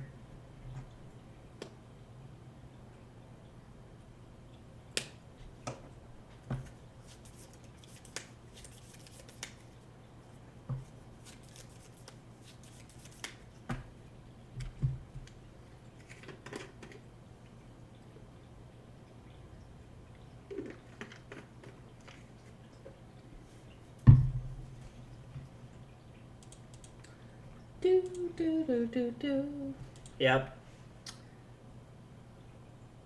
Yep.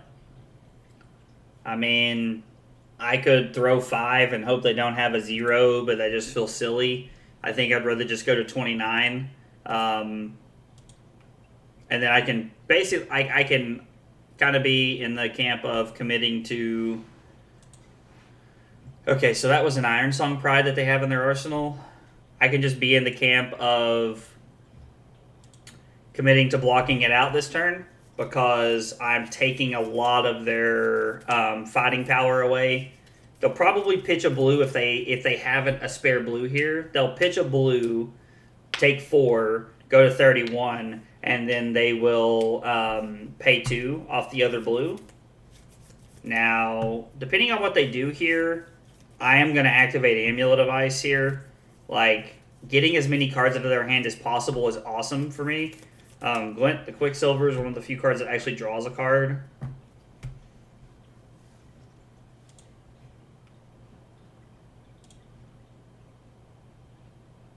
I was like, what?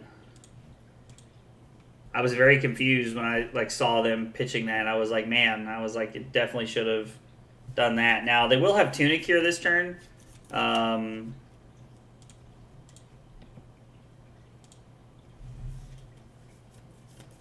So this is a hand that blocks 7.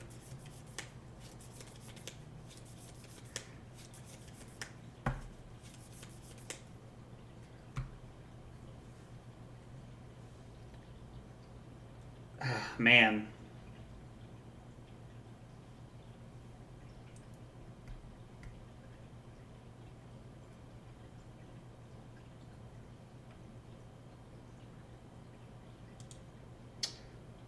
Let's see. I don't know. Might as well play the Ice Bolt and the Amulet. Eats the resources. I mean, it does eat the resources, and they're using Tunic like pretty quickly here, which means that they want to. They need that extra resource, I think. And yeah, we don't have any floating, so having the extra. Oh man, they totally debated us right there.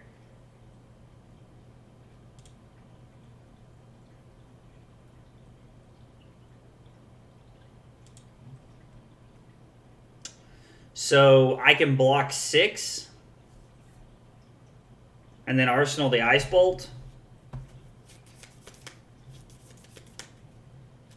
Because they either have a pump spell or they don't have a way to give... Like, they have to have a way to give it go again, or they have to have a pump spell here. I can block with Gauntlet, Wounded Bull, Cold Snap, and then I can block 6. We know this is an Iron Song Pride. Need to full block and get some counters off, I think. Yeah, that's kind of what I'm thinking, too. Like, because I know that this is an Iron Song Pride because they showed it to me earlier. If this is a pump, then all of our block was for nothing, which is a little depressing, but the chances of them having a go again versus having like a random pump spell are like about the same if this is Josh Lau's list.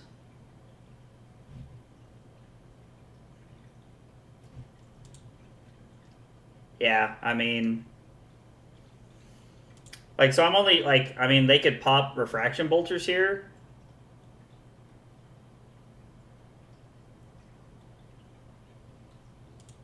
Doesn't really feel...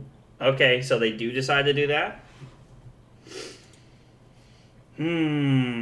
Alright, so I can't take the counters off here. So I think I just need to Arsenal the Ice Bolt here. Yeah. Like, I could stop them from getting another counter by blocking with Ice Bolt and Coronet Peak, but that just seems not good. I really need to see a channel like Frigid, a Hypothermia, like something here. Like, need to see something.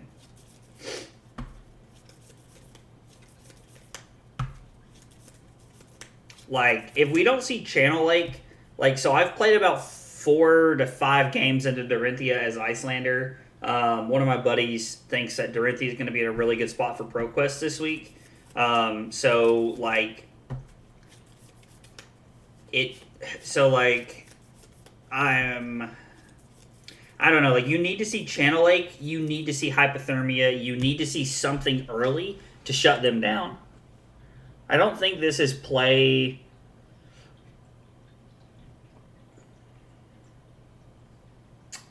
I don't think this is play anything here. I think I'm going to block 8 and then have the sink below because Hypothermia is really good, but I think we need to take some counters off of this thing. And the only thing that's really a blowout is Route. I mean, don't get me wrong. Like, Route is like cry yourself to sleep tonight kind of thing.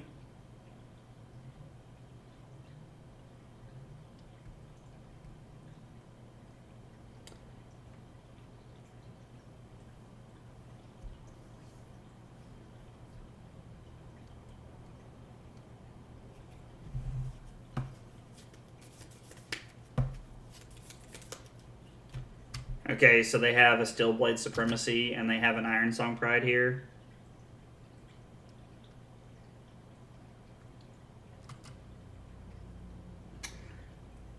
I mean, like, we're just going to keep this ink below here. So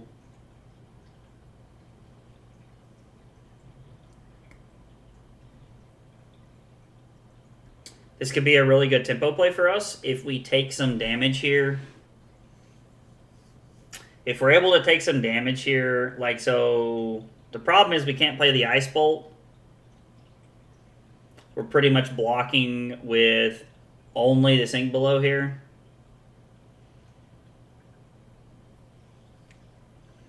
I could use the play of Pitch Blizzard to play Ice Bolt and deal them some arcane damage, give them a Frostbite, and then use Brothers in Arms and Sink Below to try and cover this up, because this is going to be coming in for 6, and we'll have 8 block there, and they get a Frostbite.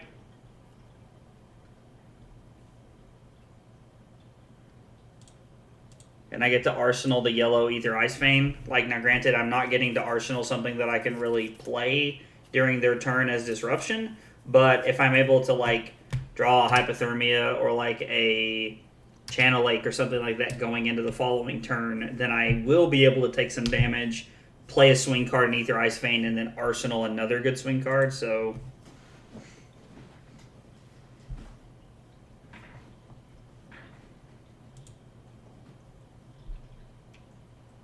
So they arsenaled the Iron Song Pride here.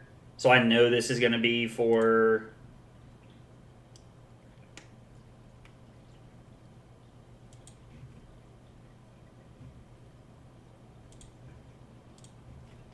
I know they're going to, like, do this for 7. I mean, they could have a 0 for 3 here, but if they have a 0... They have to have a 0 for 3 in their hand. Man, I could put this on the bottom to try and find something like a Hypothermia or a...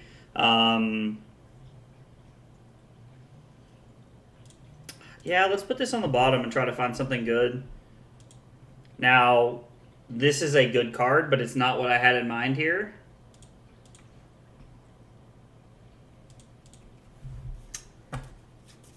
Okay. This is an unbelievably awkward hand. So, basically means I can block with 1 card if I want to.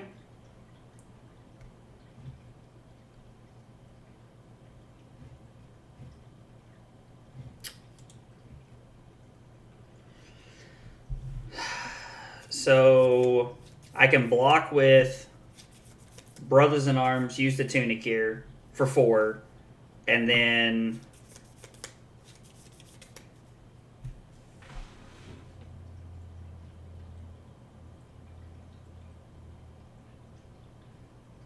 block here for 3, and then have Sink Below, because this thing says +2, so it's coming in for 5, and I'd be blocking 7, which means any +3 is a blowout, which is bad. So I'm leaving myself in a spot where I can't play the Fighting Spirit. I can Brothers in Arms, Sink Below for 8, and then I can pitch a Meritus Scolding to come in for 7, gain a life, and Arsenal the E-Strike. I mean, that also doesn't seem super advantageous, but it's 2 turns in a row of arsenaling cards that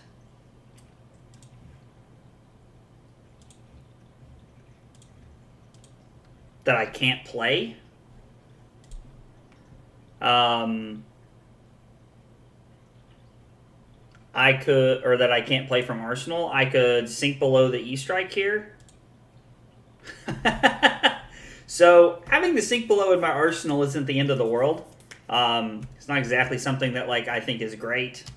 So, actually, the Sink Below just might be a blowout here, because when they go for this Iron Song Pride from their hand, or from their arsenal, I can flash in the Sink Below.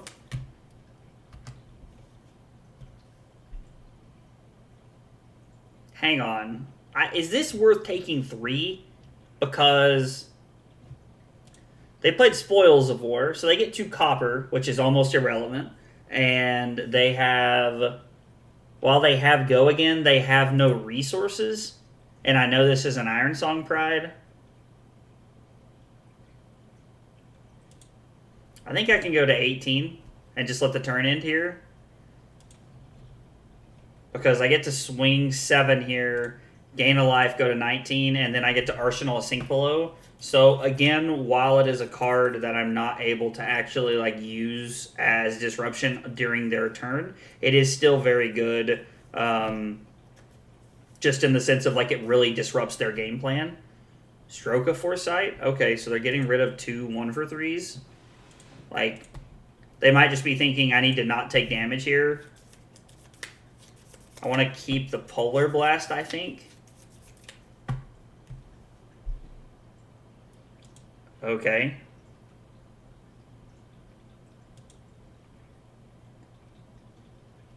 So, pitch Brain Freeze to play Polar Blast.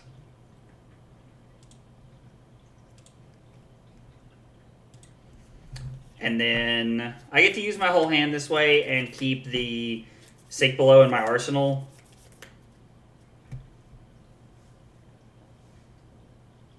Are they going to pay? I would be... Yeah, I didn't think so. I was like, I would be intrigued if they did here. So I get to go back to 20. This gets Dominate, and I get to Waning Moon them.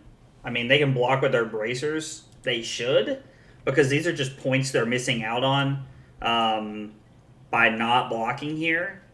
Like, it's 3 points. Like, they could still be at 22 right now.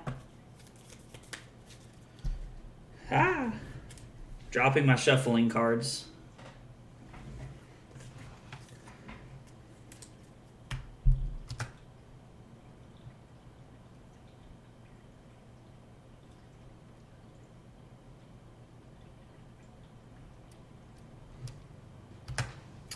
So this is coming in for 6, which means we want to be at 5.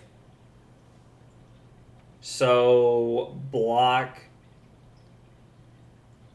Insidious Chill, block Enlightened Strike.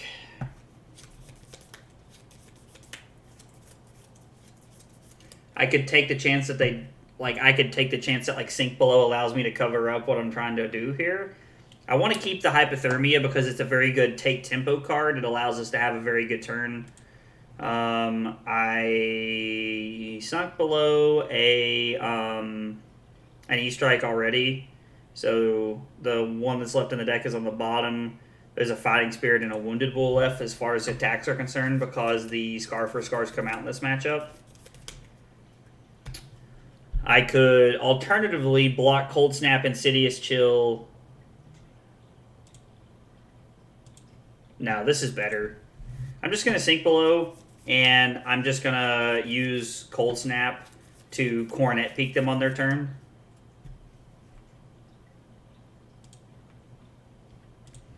It actually has to hit, right? Yeah. So this is going to be for 9, which means a +3 won't do it here, and I know they don't have Route because they don't have Tunic up as a resource. I'm going to put Cold Snap on the bottom. Drawing Ether Ice Vein is fine.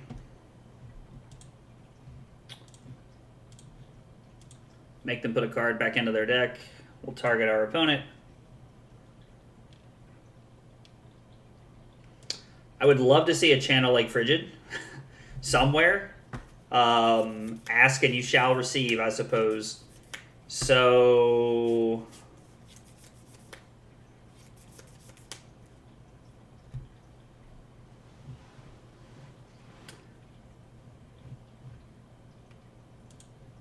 this is coming in for 3.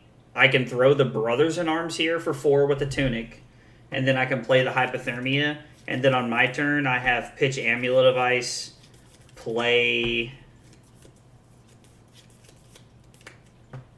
No, this is a better turn to get Amulet in play.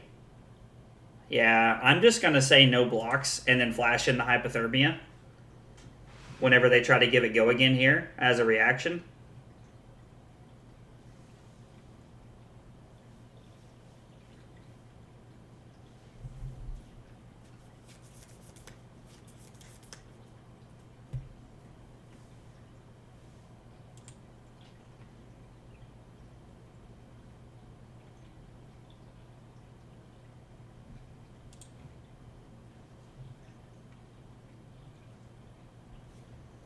So this is just for 4 without go again. So this is very bizarre. This is a very bizarre hand.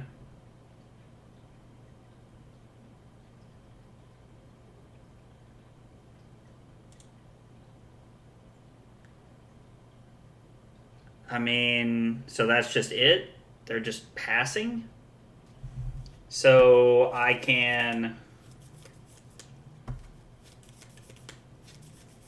This is like, they really caught me off guard here by not having go again. I mean, I think I'm keeping the hypothermia here. Like, hypothermia shuts down a turn. Like, I guess I'm just gonna play Amulet of Ice, play Ether Ice Vein, fuse with Channel Lake Frigid, and then I'm gonna, like, Waning Moon them with the Channel Lake. Yeah, I don't know.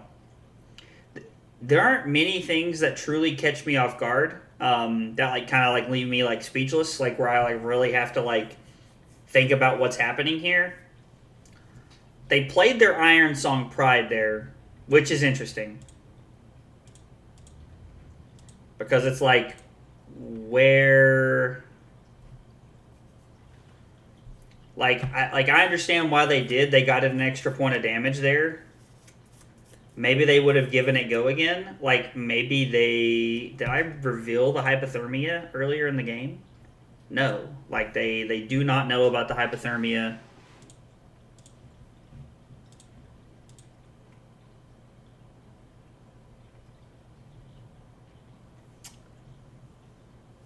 They'll probably just go to 13 here if I had to guess. And then, let's see. How many Ether Ice Veins is that we've seen? We've seen... 2 red ones, and I think I pitched a yellow one somewhere along the way, so I'm not super concerned about cracking the Amulet of Ice here. If we did not have hypothermia to shut their turn down, then I think I would be on the crack Amulet of Ice line here, because I think that it gives me a better shot at like stifling their turn. So the real line of play here, if I can get away with it, is to block with Ether Hell, use Hypothermia as a blowout play, and then pitch Ether Hell, put Insidious Chill into play, Arsenal, Channel Lake Frigid. Now, granted, I know that this still has us taking 1, but I think that with me trying to get the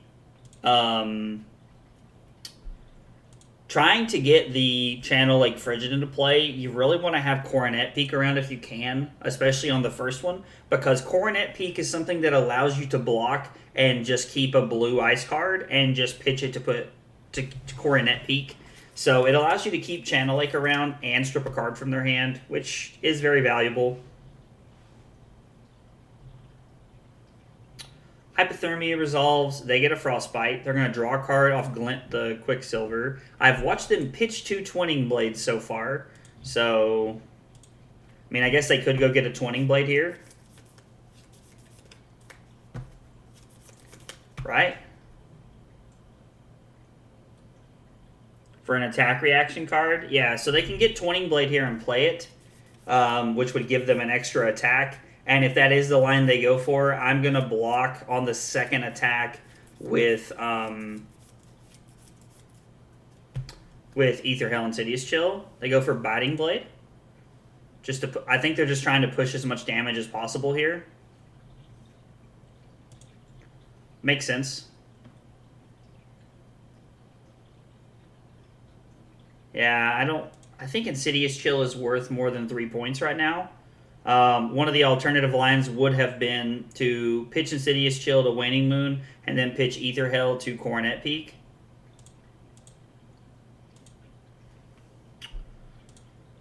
But I think this is a very good play. With having Tunic up, I am able to also... Wow. I was going to say I'm also able to Waning Moon them. Okay. That's the third Twinning Blade. Alright.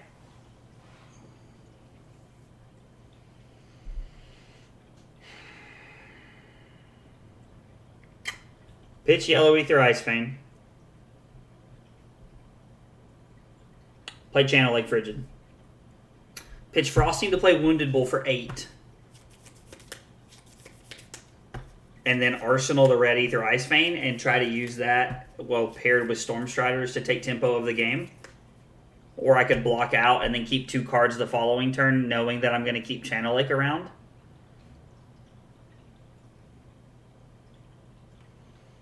Or the alternative line is don't play Channel Lake, block for 11 and pass. I think getting Channel Lake into play is important.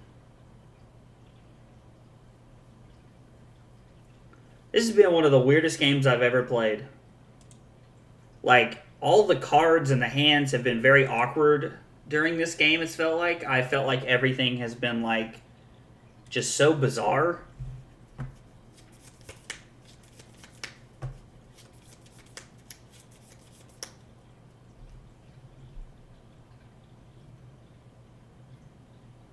So still Blade Supremacy does not give go again.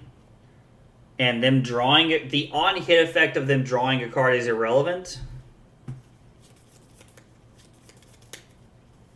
But I will go to 4 here. They cannot have a 0 for 3. They can't do Tunic. They can't do Energy Potion. They can't do anything here. So this is just 6 no-go again. Because Bolters is gone. And then I get to come in for 8 physical and then Arsenal Ether Ice Vein. And I get to keep Channel Lake around. Oh boy. I love the Iyslander deck because there's just so much natural, intuitive counterplay in Iyslander as a hero that it makes the games very fun and very interactive, and it's really like a brain exercise. I will say, if anybody that watches my streams has ever played Magic, I always played Burn a lot, like red aggro, and like those things. While there were decision points and important decisions to be made, they did not stretch my brain nearly enough.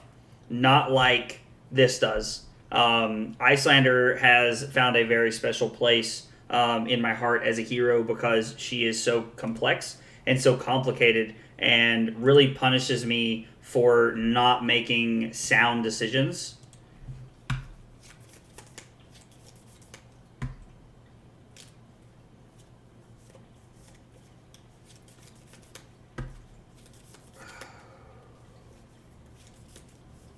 So let's take this as an example. I need to keep Emeritus Scolding Blizzard. Blizzard does not help me. Okay, let's count here. 5, 6, 7, 8. They go to 5.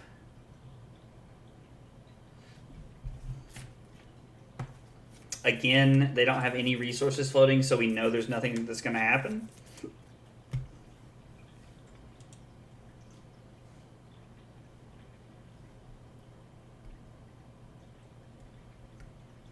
This is such a weird play because what I'm about to do is extremely inefficient, and it's actually over blocking for a point. So I block 7, I go to 5, I play Red Ether Ice Vein, fuse with Blizzard, and then I can Arsenal my Blizzard, and then I have a Blizzard in my Arsenal. I'm at 5. My opponent probably takes 4 if I had to guess and goes to 9. And then I lose my Channel Lake, but Blizzard does serve some of the functionality that I need that Channel Lake kind of serves. Also, Insidious Chill is a house here.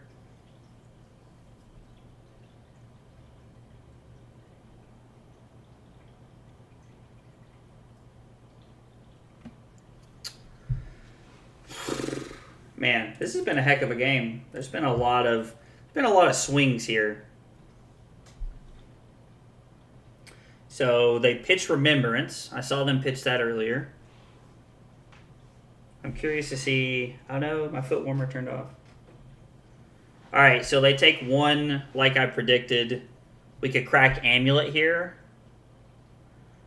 I could crack Amulet here to take a card out of their hand, and then I could Waning Moon them for 2 if I wanted.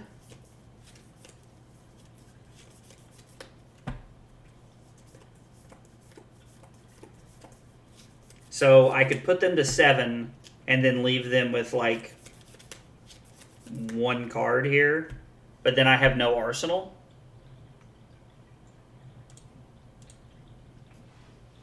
I think Amulet of Ice is definitely the play here.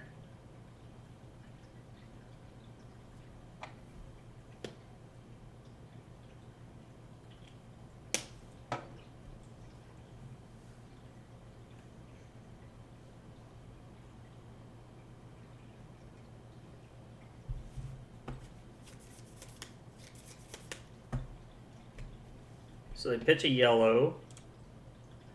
I'm going to make the decision of pitching Blizzard to Waning Moon my opponent. They cannot use Tunic here. His Channel Lake is still active.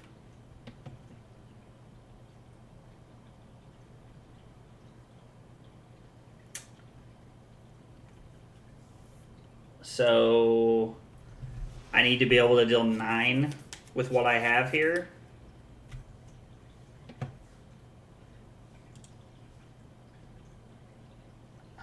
The fact that they use Tunic is very scary.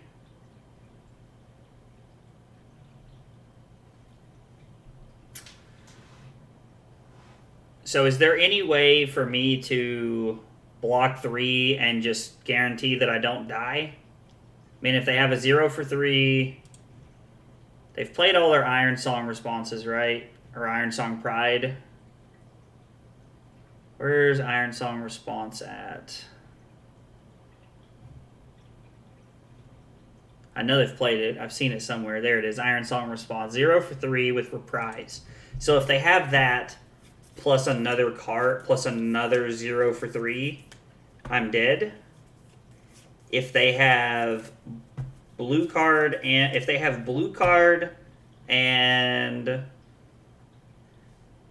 if that's blue card, if either of these cards, if this is route, I'm dead to blocking with 1 card.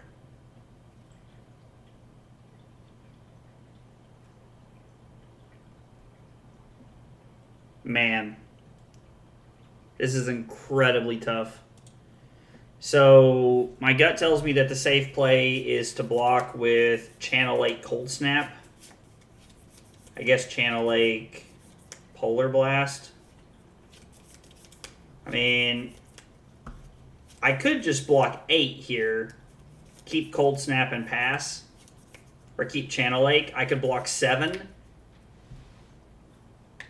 keep Channel Lake and pass, and then go for the kill next turn. This seems like the optimal play. I can't imagine there's a world where I'm dead to anything here if I'm blocking 7. 1AB is interesting. So 1AB is actually what Josh Lau runs in his list. So it is. This seems like the Josh Lau list, like with like his guide and everything, like just based off of like what I did last night, the couple of games I played. Wow, now that is a blowout. So we overblocked and they had a Twinning Blade. And they're just, I guess they just wanted to arsenal a different card. Gonna arsenal Channel Lake Frigid here. Heart is insanely clutch right here. Also, does Heart win the game?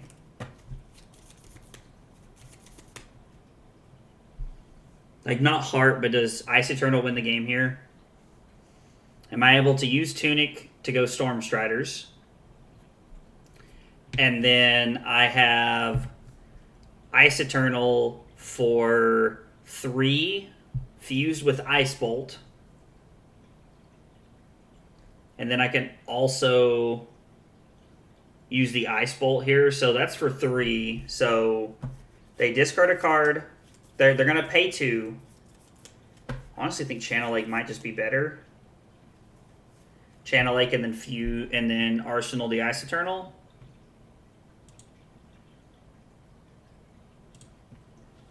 I like going to 6 here.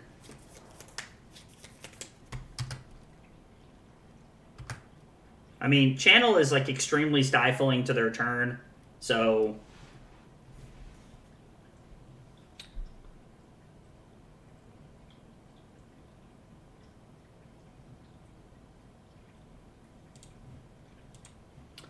I'm going to go ahead and Waning Moon them here and see what they do. See if they prevent any of it.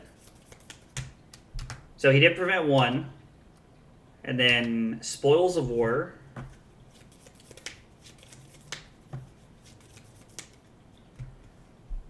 Going to come in for Dawnblade for 5.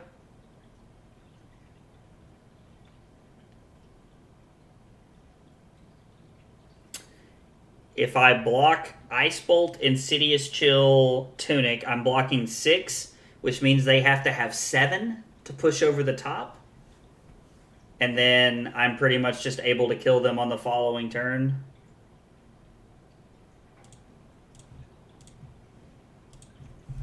With, I mean, should be able to draw almost anything to win the game.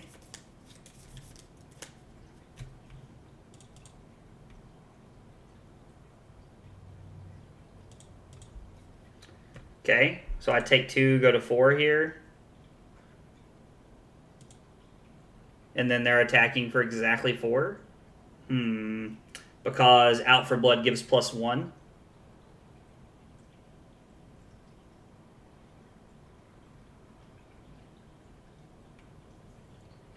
Well,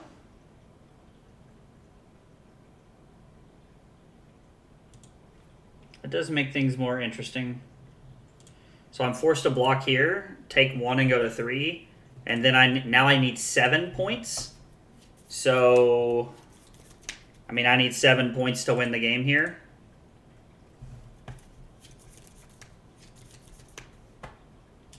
And Chief called, this ain't it. I have 6 points. Oh, man. Which means he takes 4 and goes to 1. But maybe I can also stop his turn. So I have to...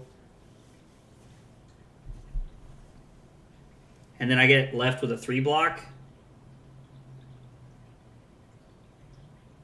Or do I get left with anything? Okay, so... Yeah. I mean, I guess they could be left in a spot where they don't have a resource left and we can get them somehow.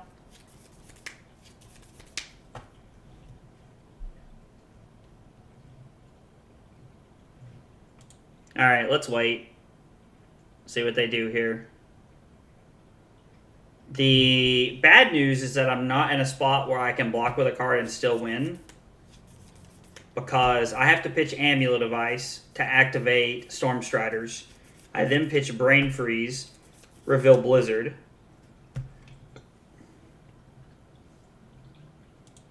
Okay.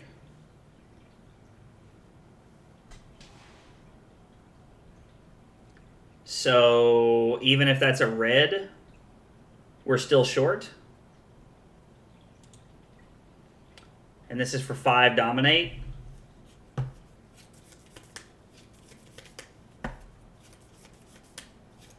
Okay, so even if that's a red, I'm still short 1.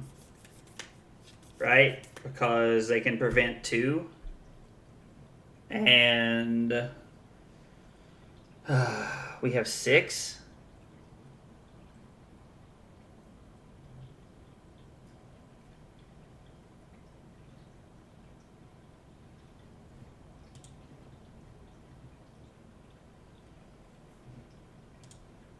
And there's just no way to do it.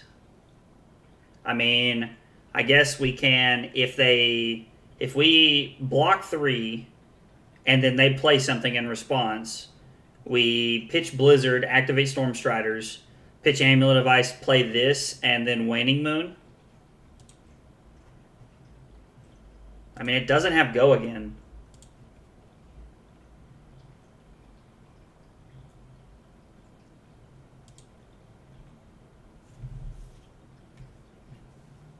And now they're dead? Because they have one left and they take exactly 5? Wow. Okay, cool. They'll go to 3.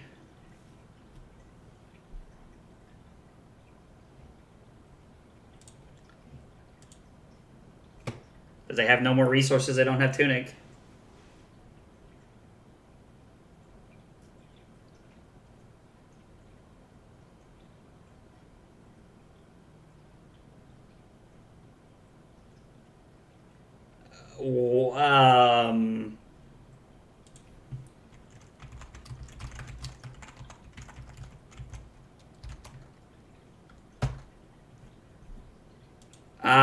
Yeah, I don't know about this one. Like, this one feels pretty... This one feels pretty shady. Like, if you... you saw you were dead and then reverted back to the beginning of the turn. I meant to prevent one of both, but it won't matter, I guess.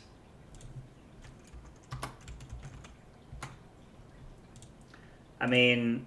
Like, you can't prevent one of both. If you do anything differently here, I'm going to concede. Like, I'm not... I was like, listen, I don't know anything about my opponent, but I'm not playing... I'm not playing the game here where we pretend like it's okay to do stuff like this.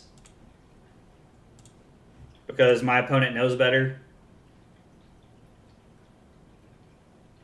Okay. I mean, my opponent played it out just like they would have. So, like, I tip my hat to them for that because I'm not going to lie. I thought that was about to get pretty bad pretty fast. That take back was silly. It was silly. Iyslander needs a nerf.